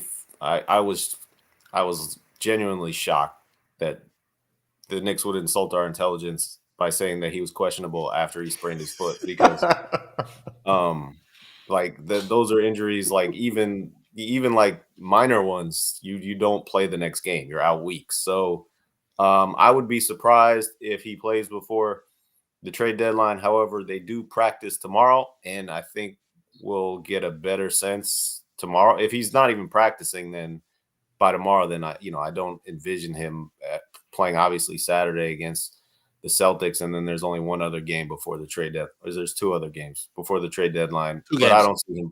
Yeah, but I don't see him playing before the All-Star break. Hopefully the Knicks don't list him as questionable for Saturday's game. We'll see if they do yeah, that. I mean, he was questionable, and then he went from questionable to out the game after that. So after that, yeah. I don't know if they were waiting for MRI results or whatever it was, but I did, when they listed him as questionable, I did not expect him to play that first game. Nah, definitely not. Have you spoken to anybody with the Knicks since the Cavaliers acquired DeAndre Hunter? And is that somebody that, because he's been a Knick killer and that's an upgrade for the team who's first in the Eastern Conference? Is that a move that not worries them, but kind of has their attention?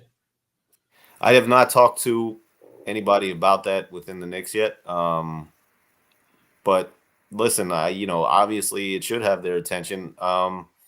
When you look at how the Eastern Conference is shaking out, this is a season where you have to make it to the conference finals or it's a failure.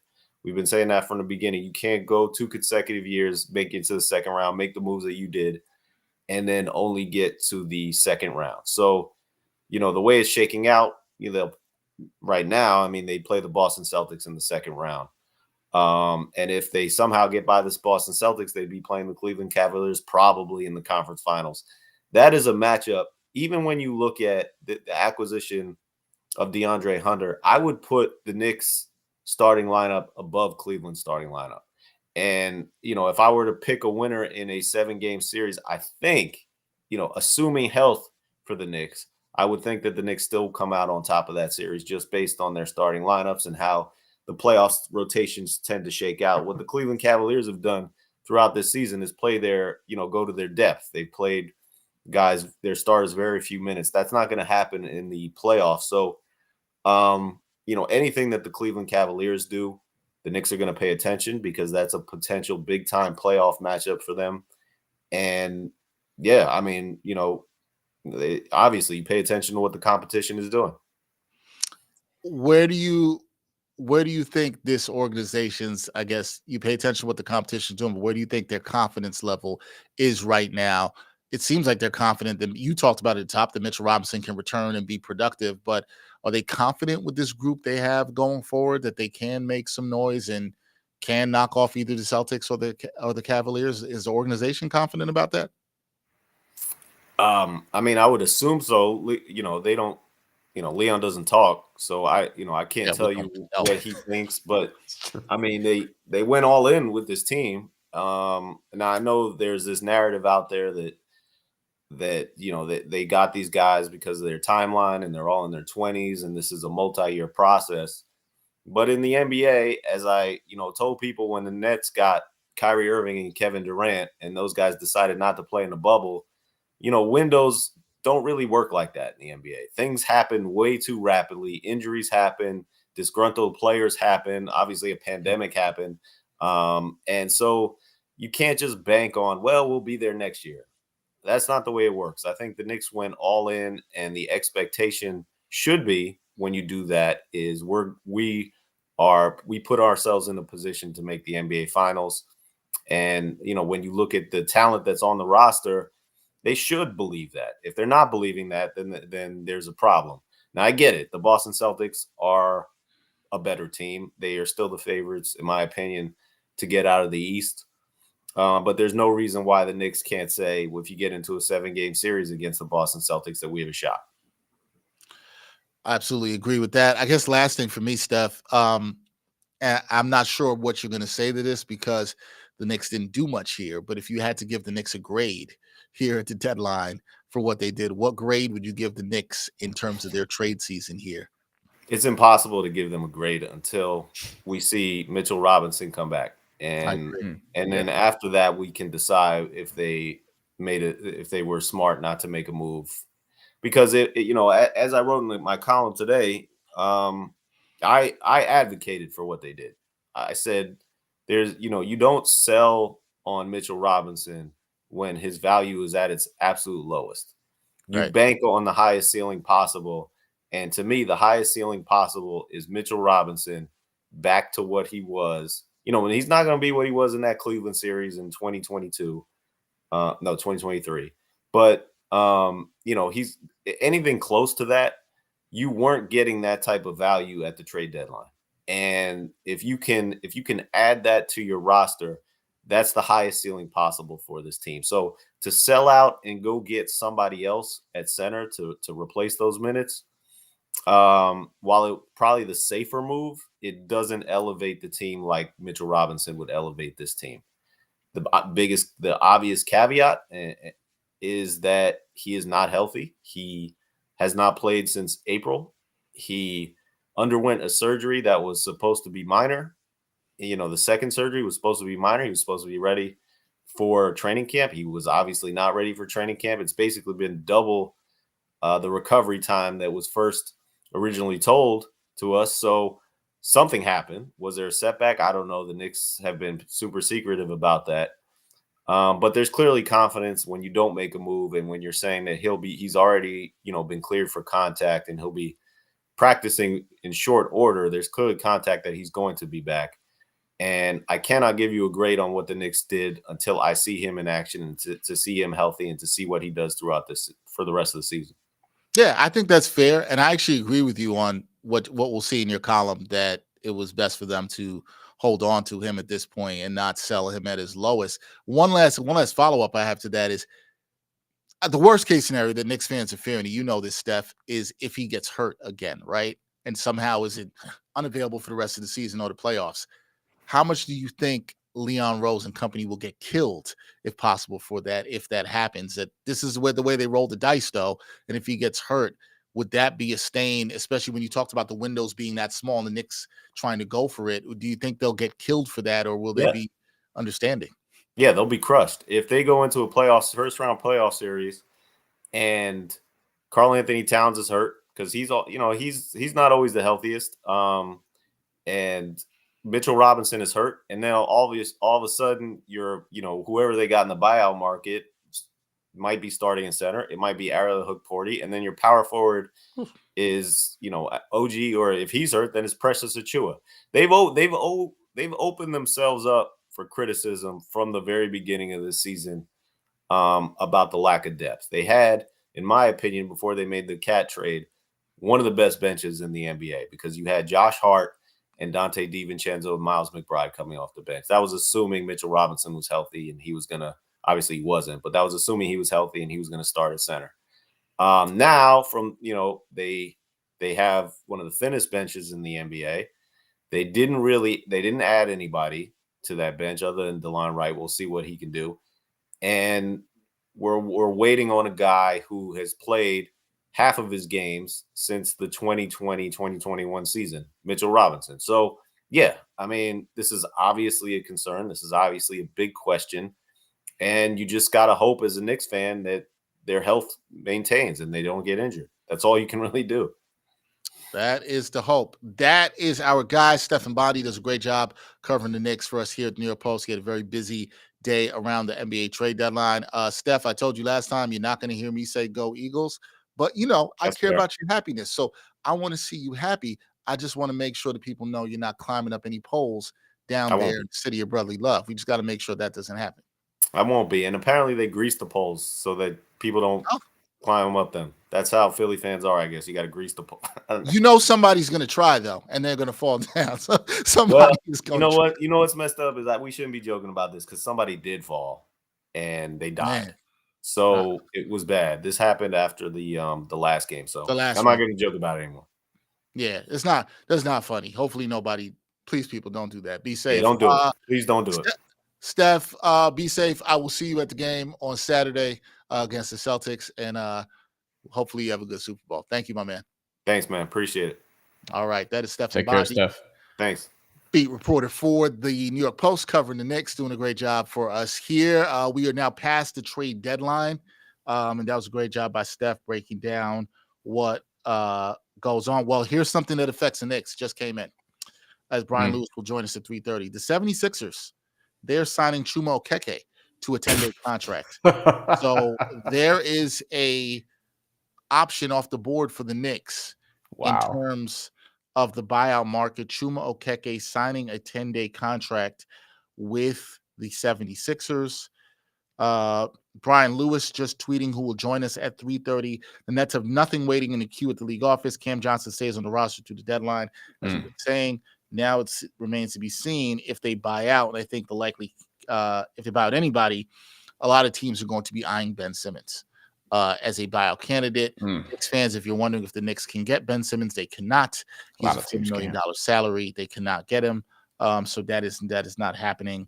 I know people will be thinking about that. Just want to get people caught up on some other deals. Wizards are sending Marvin Bagley III to the Grizzlies as part of the deal, sources say, and Johnny Davis also sent to Memphis 2 failed draft picks for different teams there. There was a couple more I saw while we were on with Steph that came through. I will get everybody caught up on James that. Wiseman was one. James Wiseman and the much sought after cash considerations going to the Toronto Raptors from Indiana. James Wiseman out for the season with an injury, with an Achilles injury. And that's going to be really just getting the Raptors some money to take that on. And also gets Indiana, who rarely ever pays the tax, gives them some flexibility and moves them below the tax. So buyout. That's what they right. So it's just what we got there. Sacramento also sent Alex Len, Kobe Jones, their 2028 second-round pick to Memphis for Jake LaRavia, a guy who had been playing well for the Grizzlies, and they had not picked up his 4th-year option. So interesting one there. Obviously, Kevin Durant stays with the Suns at the deadline. No movement there. So there were a couple of smaller deals there before the deadline. We're going to talk a little Nets for the Nets fans in the chat. So we will see what we will have to talk more about with the Nets, what they didn't do. The Nets made 2 deals already this season. They did not make any deal of consequence. And we'll get into talk about this with Brian Lewis. They didn't necessarily have to, I think, trade Cam Johnson here. I'm maybe surprised that a team like Cleveland wasn't more aggressive for Cam Johnson. I thought they'd want maybe his shooting value a little bit more of a DeAndre Hunter, but DeAndre Hunter, the better two-way player. So I understand maybe that move there. So it'll be very interesting to see what goes on with the Nets going forward into their offseason. But thank you to everybody for rocking with us here at our NBA trade deadline show. The second year we did it. A lot of people there in the chat. If you like this, please hit the like button. Please share wherever you are watching. We appreciate all the commentary and great stuff that we've had thus far. You know, I agree with what Steph said about the Knicks. It's hard to give them a grade on this. Their grade is really going to be determined on how Mitchell Robinson plays, how healthy he is. That's going to determine a lot of what you think about what the Knicks did at deadline. If Mitchell Robinson's healthy and he looks like, I agree with Steph that he might not be, if he's 90% of what he once was 80%, oh, it's a win. Oh, it's a win. If he's grabbing boards, defense gives you looks that you can play big with Cat sometimes, this is a huge win. If he's hurt, I was a little surprised at how confident he was in the series between the Knicks and the Cavs that the Knicks could just take them again. Because the Cavs are really good, man. Like they are, but I do think there's something to a part of what he said, particularly, and I want to hear your thought why you don't think that, Brian, but particularly what he talked about with their bench, because they've now given up a couple pieces off the bench, right? So they're not as deep. And I think that tells you the Cavs themselves knew they needed to get more top heavy to compete with the Knicks starting lineup. I think they're very aware of that. I think it's more about the Celtics, all due respect, who just beat them again recently. I think this is more to do with Boston. I agree, because I think they're the best team in the conference. And yeah. I think we talked about this. I didn't care what the Celtics in the record was in January. The team was going to be a little bit bored. They'll be fine, right? Maybe. They also had a soft road through the Eastern Conference last year. The 3-point shot is not. I know you and it's tapered off a little bit. You know what I mean? They played who they had to play. I still think they're good. I think this is more to do about Boston, because I mean, look, they still have some depth because Ty Jerome and the way he's played this year has basically made Karis LeVert expendable, as has the return of Max Strus, who missed a chunk of their first however many games it was due to injury. Isaac Okoro's still out. And like their depth is still mostly intact. Like they're not as deep, obviously, because Georges Niang was somebody who was playing minutes for them, and obviously Karis LeVert when healthy. I think they're going to be a buyout market team as well, and I'd be curious to see what they get if they're going to fill in like a backup big spot, because right now that's where they're most thin. Tristan Thompson, you know, is on the roster and exists. I think they're probably going to need to get somebody like a center, you know, in the event that Evan Mobley or Jared Allen has to miss time, which has happened in the past. Do you like how the Knicks match up with them? To our commenter here, Dev, do you like how the Knicks match up with them? Because I still like the Knicks matchup with them. I'm fine. Yeah, I still think the Knicks match up well with them. I'm just not like, I'm not saying, oh, they'll definitely beat the Cavs in the series. I'm not sure about that, especially considering they're not going to have home court either. Something about the Cavs doesn't scare me. It's Kenny Atkinson now, Dex. It's not JB Bickerstaff. Why are you out here disrespecting JB Bickerstaff like that? Look at the job he's doing. JB Bickerstaff is a better suited coach for where the Pistons are in terms of taking them from like they're going to make the playoffs this year. Yeah. But Kenny Atkinson has taken this to a new level. Like Cleveland, I think that'd be a good series, and it's a series like we're not even sure we're going to see if the Knicks finish third and the Celtics second. Like we would have to talk about Knicks Celtics at that point, and that's a worse matchup for the Knicks. I think they match up better with Cleveland than Boston. Yeah, they will. And we're going to have Brian Lewis, Nets beat reporter for the New York Post, join us in just a few minutes. Brian will be on with us to talk about what the Nets did not do at the deadline and maybe what this looks like for them moving forward. We had a quick question to hear any update on Mitchell Robinson. Mitchell Robinson, as noted earlier this week, when Tom Thibodeau talked to the media, he has been cleared for contact. The likelihood for him is that he will return to the team and playing after the All-Star break. We don't know exactly when. More updates would be coming on that soon. So Brian Lewis, as I said again, Nets beat writer for the New York Post, will be joining us shortly to talk about what the Nets didn't do at a very quiet deadline for them, but an active trade season for them overall this season in the NBA. I think the Knicks, I think they do match up well in the Cavs. There's something about I don't want to put too much stock into what happened 2 years ago in the playoffs. I don't want to do that because it's different teams, and the Knicks team is a little bit more physical. But I think Mitchell Robinson is salivating if he's healthy in that series again. I do like. I think the Knicks different Evan Mobley and Jared Allen now. I think they've won a playoff series since. And yes, like, and I think it is a different team. This is something I gotta see it. I told somebody asked me this the other day. I was on a podcast and I'm like, I kind of need to see it with them in a first round series. Because let me tell you something. If they draw like they'll be the 1 seed. I mean, this is possible now. If they draw like in Orlando, I'll tell you right now. We could do this right now. So Cavs are 41-10. They're first in the Eastern Conference, number 1 with the bullet. And the Knicks are 3rd right now. They're only 2 games behind Boston, so it's not inconceivable. But I think the expectation is top 3 remain where they are. You have the Knicks potentially matched up with the Heat, which, I mean, that's its own sort of interesting wrinkle there. And the Cavs would get a Detroit or Orlando. They want no parts of Orlando. I don't think anybody should want Orlando. I agree with that. This is going to be annoying, even though you'll beat them in 6 games or 7. Yeah, and could you see Orlando out punking Cleveland? I could see it. That series last year went to 7. I think Cleveland. Yep. I think Cleveland would take care of them in less, but 6. Okay, not 6. Like much less. Okay. I think Cavs Knicks would be a 6-7 game series. I hope it's a 7-game series. Well, that'd be great. Speaking of Cavs Knicks, their game on the 21st of February has been now moved to a national TV game. Will be on ESPN. Perfect. So I don't. The league office may have heard about us, and they're like, hey, people, you want to see this matchup? That's a game that is going to be fascinating. We'll see. But joining us now is the Brooklyn Nets beat reporter for the New York Post, my guy, Brian Lewis, who's had a very busy last couple of days. Brian, what is going on, sir? What's going on, man? How you doing? Not much. Brian, also meet other Brian, spelled differently. You got a B-R-I and a B-R-Y. You got a diversity. I've known him for a minute.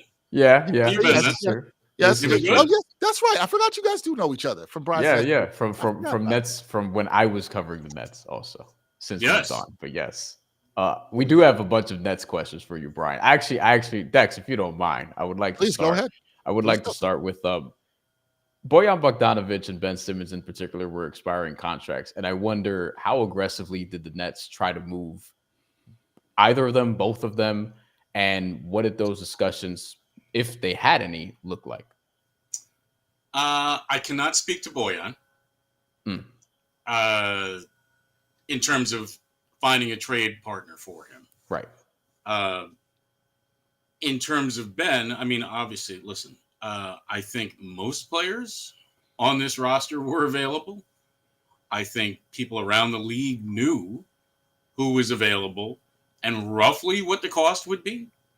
I mean, some people get into semantics. I don't think they were necessarily running around calling everybody, saying, I need to get rid of this guy, I need to get rid of that guy. I think people knew what it would take to get certain players. With Ben, I think Ben was always going to be more likely if Ben was departing. It was going to be either in the summer as a free agent or on the buyout market. I thought it was always very unlikely that he would get traded. I just never really thought that there was a good chance of that. Do you think Ben Simmons gets bought out? Well, that's a lot more reasonable to think that Ben Simmons may get bought out. Even than Bojan. And the reason I say that is because in Bojan's case, when you look at it, there's just not that much time here, right? You're talking about having to get that done You're talking about having to get a guy healthy enough to finally get on the court to even work out, which he has finally started doing a couple weeks ago, as reported. Then you got to get a guy cleared for contact. 1-on-1, 3-on-3, 5-on-5, full practice. Then after full practice, enough lead in to play. Right. Now it's the All-Star break. Now you got to play enough games that you're going to show that you can play to get bought out by March 1st. Right? Right. That's not likely. That's asking a lot. That's a pretty high bar. So that was never, once we started getting past New Year's, right, early January, it started to get less likely to see him getting bought out. Now, Ben, they can buy Ben out. They can buy him out 5 minutes from now. They can buy him out tomorrow. They can buy him out anytime. He's less of a time issue than Boyan was.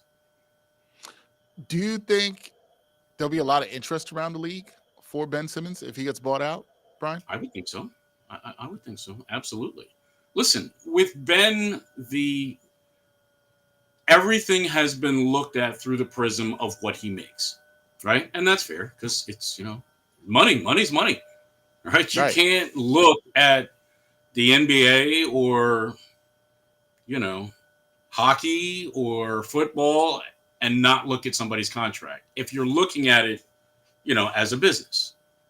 But now remember, Ben gets paid quarterly, right? So unless I'm mistaken, 3 of those 4 checks are already come in, right?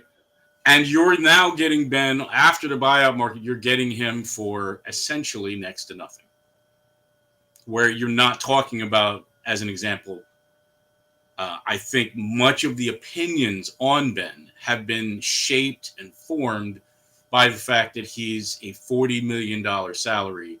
And before this year, you're talking about multi-years, right? But when you just look at what Ben has provided the Nets when he's been on the floor this year, and then you look at another team getting him for next to nothing,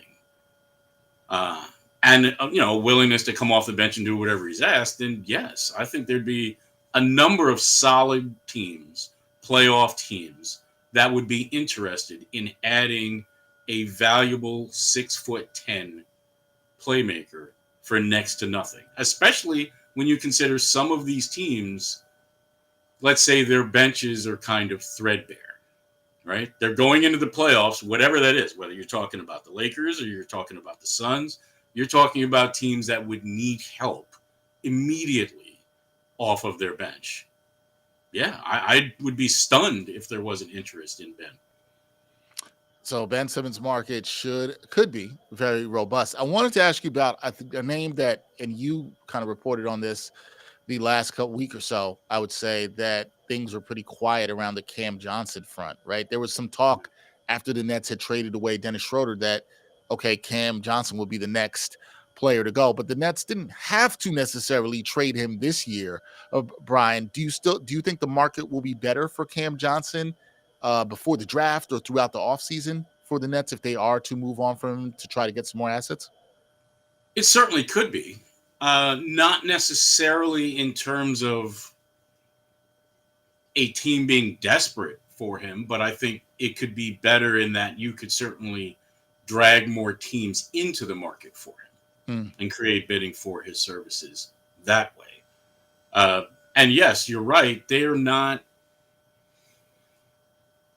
overly incentivized to move him. They certainly didn't have to move him. When you looked at it from the beginning of the season, they were always going to be incentivized to move Dorian Finney-Smith, right? They were always going to be incentivized to move Dennis Schroeder. That's not the same case here. Those are 30-somethings on expiring contracts. Well, all right, technically Dorian wasn't expiring as a player option, but for the sake of argument, those are 30-somethings that could leave in unrestricted free agency in the summer and you get nothing for them. This is an entirely different circumstance. You are talking about a guy who is in his late 20s that is going through a mid-career breakthrough. And he's under control on a team-friendly contract, right? Where you're talking about making 13% of the salary cap next year and the season after that. That's an entirely different thing, right? So they weren't overly incentivized to move him. And that's why I'm saying, yes, he was available and they were willing to take calls. That is entirely different than actively looking to move him. So, yes, to answer your question, I think they can, or at least they feel, they can get more for him. And they can revisit this at draft time on draft night. They can revisit this, during summer league or at any point next season. Yeah, they could. Bryan, you see the question that's here on the screen. We have somebody from Twitter, Aces, says, "Hey, Bryan, why didn't the Nets make any further moves at the deadline?" And I think that's going to be a question from some Nets fans that wanted to see them acquire more assets here, right? But I think you just answered part of that with what I asked you about Cam Johnson and the fact that they didn't necessarily have to do it now. There still is time, but you know this, Bryan. Everybody wants tomorrow yesterday, right? We know this with this all the time. Is it I'm going to put air quotes here for the audio people that might be listening. Is it a failure that the Nets didn't make more moves here at the deadline at all in terms of where they are in their rebuilding process? I don't think so. But I certainly understand and respect that there are those that feel if they have almost any decent players left on their roster, it's a failure, because there are people that just want it burnt to the ground and they want to lose every game. And they want to catch the Wizards. And they want to get Cooper Flagg. And I understand that. Believe me, I get it. I understand. Right. However, you also have to realize that that's not one. It's very unlikely that you're catching the Wizards, and I understand that they just got beat by the Wizards, right? But the Wizards they're turning this tanking thing into an art form, right? They're going to lose a lot of games, right? So it's unlikely that you're catching them anyway, and even if you did catch them, that's no guarantee that you're going to end up with the number one pick. Just ask Detroit. Right. All right. So I get it. I understand. But I don't think the Nets are interested in just throwing away good players in the hopes that they can move from 6 to 5, or on the off chance that they can move from 6 to 4. In their pursuit of Cooper Flagg, that they're going to throw away a player that they feel, one, is young enough that he could be part of your core moving forward, or he could be a valuable asset in the summer to trade. I don't think that's their thought process. Gotcha. I want to ask about, in the same vein, I guess, as Cam Johnson, but Nick Claxton. Although he has a longer term deal, but did he generate any real interest at the deadline this time? Given that, his contract number is high, but it's descending. It's 27, 25, 23, and 21. That's for the audience who doesn't know. So it's a long-term commitment. But did they get serious inquiries about Nick Claxton at the deadline this year? Not that I know of. And again, I think moving Nick at this juncture is probably selling low. And I'm not sure how wise that is. I feel that they think that Nick is worth more than what he showed. Right? So I don't know of any concrete offers for Nick. And anyway, the asking price for Nick would have always been high. It was always going to be higher than, the asking price on Dayron, right? Right. So I don't know of any concrete offers that they had. The other thing I was going to ask you, Bryan, because you talked about that there's a segment of the fan base, not saying all Nets fans, but a segment of fan base that would like to see this burn to the ground, to quote what you said, burn to the ground, right? And try to catch the Wizards, which I think is a very tall order to do the way they've been tanking, as you said. Is there an argument in your mind with what Jordi Fernandez has done leading this team in his first year as head coach that maybe the Nets have they won too much this season? Have they won too many games this season? I'm somebody who is a believer in winning is good for your culture as you're trying to establish it, even in a rebuilding process. But do you think they've won too many games and that may have hurt them in their rebuilding process if they want to get the best player possible in this draft? I will tell you that organizationally, they agree with you, Dex. They do feel that there is a value in setting down a positive culture from the beginning. And when I say beginning, I mean from the beginning of Jordy's tenure. Right. I'm separating Jordy's tenure from Jock and Kevin Ollie. This is a new opportunity to set that culture. And they feel strongly that there's an inherent positive in setting that culture, setting what the expectations are, setting a baseline for how hard they're going to play moving forward. They strongly feel that. Now, I understand that some could argue, oh, you'd be better off going 5-77 or whatever, and hoping that you're going to get Cooper Flag. I get that, but I'm just trying to relay where they're coming from, and they probably would argue differently. I think they'd be right in doing that, though, because now the percentages are different. It's not so heavily weighted to if you get the worst record, you get the number 1 overall pick, because the bottom 3 records right now are 14% each of a chance of getting the number 1 overall pick. Then it's just 12.5, 10.5, and the Nets right now are at 9% with the 6th worst record. They'll probably get worse than Toronto right now. So let's say they finish 5th, they'll have a 10.5% chance. That's 4 percentage points worse, or not even 4 percentage points worse than if they were in the top 3. And in this draft, you can still get a really good player in the top 5. So I would agree with that, Brian. I don't think this needs to be a Cooper Flag or bust situation. And I don't think, and you correct me if I'm wrong, I don't think Sean Marks is going to treat it that way anyway. No, I agree with you. I would ask this. Do you know what, and let's assume that Washington ends up as the number 1 seed. Sure. Right? Let's just, for this thought exercise, let's assume that that's where Washington ends up. You know what their odds are of getting the number 1? I'm sorry. Do you know what the most likely slot that they would draft at? Assuming that Washington ends up with the number 1 seed. And this is not only is it not number 1, the odds are. And Brian, I'm just clear on. I'm sorry. I'm just clear on wanting some clarity on what you were saying. So you're asking what the odds are for them in the newer lottery rules, right? Where the top 3 teams in the newer, yes, in the situation that we find ourselves in today. What slot do they? What's most likely for them? Are they most likely to end up in? Even if they finish with if I had to guess, based on just what we've seen from all those years, I think the likeliest slot for them would be 3. Me too.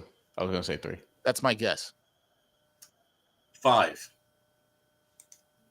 47. That's what happened to. Isn't that what happened to Detroit? I think that happened to Detroit. Yes, and there's a reason why. There's a reason why it's happening, because that's where you're likely to end up, right? Their odds are for number 1, 14%. Number 2, 13.4%. Number 3 is 12.7%. Number 4 is 12%. And the lowest they can end up as, which is also the most likely place, is 5 at 47.9%. See me personally, Brian, and I put my feelings out there about how I would rebuild, and I like trying to build the culture as well. That's just me personally, right? You said the Nets agree with me. I also am somebody who I like to look at the numbers, and when the odds tell me something is likely to happen, I'm not going to play into those odds. Okay, I'm not going to do that. So if history has shown us, and I understand it is a relatively small sample size that we are looking at. So just to be clear, I understand all that, but there's still enough for us to be like, maybe that's not the way. Maybe maybe you can go about building your culture, and you can still end up with a really good player, a really good pick if you believe enough in your culture. And it seems like that's the way that is their approach. Right. So I guess to wrap, I'll ask you this, Bryan. Mm-hmm. When you look at all that, and you and I have talked, I've had you on when the Nets made each of their trades this year, and you look at how this rebuilding process is going under Jordi Fernandez in year one, I guess two-part question here. How would you grade the way this season is going, this rebuilding process for the Nets, and how would you also grade what they've done this year in terms of the trades they've made to gain some assets to add to their rebuilding process? Okay, so we're grading two separate things. You're in essence asking me to grade the moves that they've made, the trades that they have made, correct, and also the job that they've done in installing a culture and installing whatever they're going to do offensively, yes, defensively, practice habits, etc. Yes, that is correct. You are correct. That's a good one. I wasn't prepared for this exam here. But I'm sorry I did not prepare you. You got time to think. All right. Well, it's difficult to separate them because they're not completely unrelated. All right? Agreed. I would agree with that. It would be harder. I think they've done a very good job, right? And now this is mainly on Jordy's side of the aisle. I think Jordi Fernandez has done a good job of setting a baseline for what their work habits will be, how hard they're supposed to play, etc. If that's a grade, that might be B plus or A minus. I mean, they play hard. Now, they don't always play crisply, but they play hard. Right? That would have been made more difficult if they had burnt this to the ground in the offseason and they had traded Dennis in the summer, and they had traded Dorian in the summer, and they had traded Cam Johnson in the summer, and you are starting Keon Johnson at the point guard. And remember, you didn't even have Dorian Finney-Smith at the beginning of the season. Nick Claxton still was struggling with his back. That team would have been horrible. And it would have been harder to develop a culture if that's what you're putting on the floor. Now, I think some fans want to see that, right? Now, if you're judging it based through that lens, then you're talking about a C just in terms of the moves that they made, because if you make those moves, now you're closer to being number one or number two in the lottery odds. But it also hamstrings the other guy's ability to set a culture, right?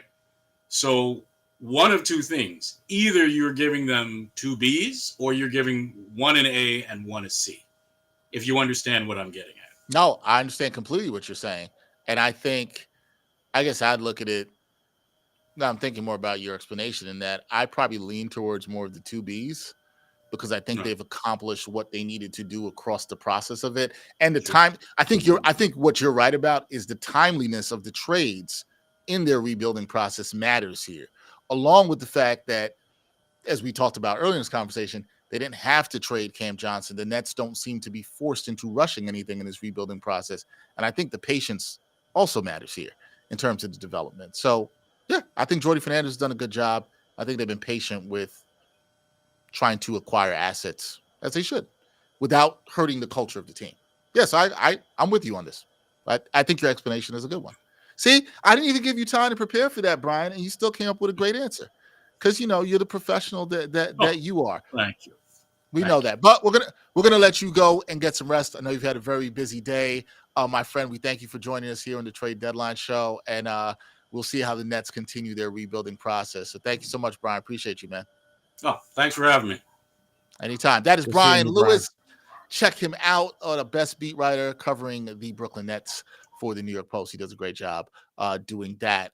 We are going to wrap up this show. We got a fight in the chat, Dex. I saw this. It was brought to my attention that we have a fight in the chat, and it has started. I don't know if it started, so let me not say that. A common, I don't want to call him him or her, an antagonizer. I don't want to say that. Fair. To be fair. But Knicks 100 a game, who rocks with us on a lot of these shows, and we haven't seen him in a while. And he usually brings a certain kind of energy because he's talking in all caps, which I feel like just means you're yelling all the time, right? I just feel like you're yelling all the time. Knicks 100 a game. I'm not sure what y'all are arguing about. I know Knicks 100 a game is not necessarily happy with anything. I've never seen him happy about anything with the Knicks, to be honest. I've never seen him happy. Like Knicks 100 a game. Please let me know what's made you happy about the Knicks this year. I just want to know. He and Michael Caputo, if you can't see it, and if you hear this on the audio side later on, first of all, one, thank you, and two, if you're not seeing this, Michael Caputo is saying that the Knicks are better than the Cavs. The Knicks 100 a game is like, nah, get out of here. We got to stop disrespecting the Cavs, and they're going back and forth on that. And I feel like I feel like there are Knicks fans who are on both sides of this because there are naturally Knicks fans who are very optimistic about the team, despite some of the warts that we may have talked about. And then there are Knicks fans who are just pessimistic about the team because of years and years and years of, just carrying over, the anxiety that last or previous Knicks teams have sort of bestowed upon them. So I think it's fair. I mean, I kind of agree to a point that somebody just made here. New York Chris, he said anybody could lose in the playoffs, right? He said stop glazing the OKC. I'm not going that far. I'm not glazing anybody. But what I will say is, parity. There's a lot of parity in the league, right? We've seen 6 different champions in the last 6 years. This is open. Could the Knicks get beat by the Cavs? Absolutely. Could the Knicks beat the Cavs? Absolutely. I think it would be a very fun and entertaining series. I do not think it would be as one-sided as it was last year. I'm a little bit suspect on – I'm not super suspect, a little bit on the Cavs. But, look, could we let the rest of the season play out? Could we see the Knicks play the Cavs again? They play each other on the 21st of this month. That game will be nationally televised. And so after that game, which I believe that game is a weekend game, if I'm correct. It's a Friday night, I believe, if I'm not mistaken, that game. 21st is a Friday. It's Friday night. That will be after we do a live. But – we'll come back. I hope Knicks 100 a game and Michael Caputo are back here in the chat to argue a little bit more about it. Because I know you guys won't forget, so I won't definitely forget. I definitely will not forget about that all. If the Knicks play the Cavs before we wrap here, because we're about to, and thank you to everybody for watching. Sincerely, we appreciate a lot of people watching today. A lot of people tuned in. A lot of great comments. Wish we could get to every single one. And I'm sure there'll be people who watch this after the fact being like, hey, y'all are dumb. Y'all don't know anything, yada, yada, yada. We appreciate y'all too because y'all watch. Dex, let me ask you this. If the Knicks and Cavs play each other in a playoff series, who would be the betting favorite? We're assuming it's in Cleveland because Cleveland would have home court. The other question I would have for you, if you're going to tell me, is Mitchell Robinson healthy? Because that matters. Let's assume that is the case. Yes. I think Cleveland would be a betting favorite. I'm not sure. Cleveland will be a betting favorite. I don't know if they'd be the sharp bet though. I don't think so, but I'll hit that Knicks money line. I'll tell you that. I'm going to take the Knicks in that. I don't think I would. I really respect what Cleveland's done this season. I do. Oh, and I got another question for the chat before we go because my technical director, Sam Antono, asked me to do this. So I'm going to ask the people in the chat because I know this is a basketball show, but whatever. It's our show, so we don't care. Who do you guys have winning the Super Bowl? Because we talked to Bondy. He's on his Eagles fly vibes. He's not going to, do anything wild down there in the city of brotherly love. I have a lot of Eagles energy around me. The last couple of days. I'm not saying that's good or bad. No comment on that. I'm just saying it's there. Who do you guys think who do you guys have winning the Super Bowl? My pick is for the Chiefs. Going with the Chiefs here. Nobody boo me. I know some of you are sick of seeing the Chiefs win, but going for the Chiefs. I'm just hoping for a good game and a great halftime performance by Kendrick Lamar. That's all I need. Yes, I agree with those 2 points. That's the most That's important. it. Kendrick That's Lamar it. with That's the clean Grammy sweep, which, I mean, come on. I just want to point this out. Chiefs open minus 1.5 point favorites. It moved earlier this week. They were underdogs by 0.5 point. Now they're back favored by 1.5 points. I've already bet. I bet the Chiefs. A lot of money was coming on the Eagles. Yeah, I bet a lot of money was coming on the Eagles. And now it's swung back. I bet the Chiefs minus 1.5, and I bet them again at plus 0.5 point because I was like, what is this line doing? Why are the Eagles taking so much money? I think a lot of people think the Eagles. I think a lot of people want them to win, but I'll be wrong. I'll be wrong on the Chiefs. I don't care. I'm betting them until they lose. All right. Apparently, nobody cares about the Super Bowl. They just want to argue about the Knicks and Cavs. So that is that. We see that they're still going to argue about Knicks and Cavs. Man, we know what we need: a Knicks and Cavs playoff series. Because you have this much energy in the chat about it, we need a Knicks and Cavs playoff series. Or bring that energy for February 21st. That should be a good one. But look, it's been a good trade deadline. There's a lot of activity. We thought that the activity might be slowed a little bit with the new apron rules this year. That was not the case. Some names got traded. The Knicks, it wasn't a very active one for them. Not an active one for the Nets at all whatsoever. But it was a good one. Any last thoughts, my friend? Any last thoughts? Glad the Mets got Pete Alonso back. in a non-basketball, you're happy that Pete Alonso came back. Oh, here we go. We got some stuff. Chiefs gonna win. He's coming for Brady. Okay. That's the positive of Patrick Mahomes winning, because as somebody who's tired of Tom Brady, I would enjoy for Pat Mahomes to break every single record Tom Brady has. Understood. I can understand that. And yeah, Pete Alonso to the Mets. Very, very happy day for the Mets fans. Should be happy times for the Knicks fans. I know they did not do much here at the deadline, but I do not think the Knicks fans should be discouraged. Let's see how things happen with Mitchell Robinson's return, how the Knicks will look on Saturday against the Celtics. Speaking of that, Saturday against the Celtics, that is a big game. Bryan and I will be back for another live show. We will be doing that tomorrow morning at 10 a.m. So get up early. That's not even that early. Y'all should be up. Get up early. You can rock with us. We are going to preview the Knicks-Celtics matchup on Saturday. I will be in the building for that matchup, and then back here in studio working on Super Bowl Sunday, which will be a fun day. So I want to thanks again to everybody who's watching on Twitter, X, whatever we're calling it these days, YouTube. Thank you for watching there. If you're watching on Facebook, we appreciate you. Everybody like, share. This is good. Second year that we did this live trade deadline show, and it's been very successful. So we appreciate all of you for joining us. It gets better, and all the thanks goes to our technical director here, Sam Antona. Also, our great producer of this New York Got Game Knicks Weekly, and now this trade deadline live show, Jeff Stansbury. He did a fantastic job. Also got a credit to Brian Wachowski, who also did a great job on the production with this, helping us with graphics and stats and all that good stuff. So huge shout out to the team here at the New York Post. And again, shout out to the people in the chat, even the ones of you who are still arguing right now as the trade deadline has wrapped up. Bryan, I appreciate you.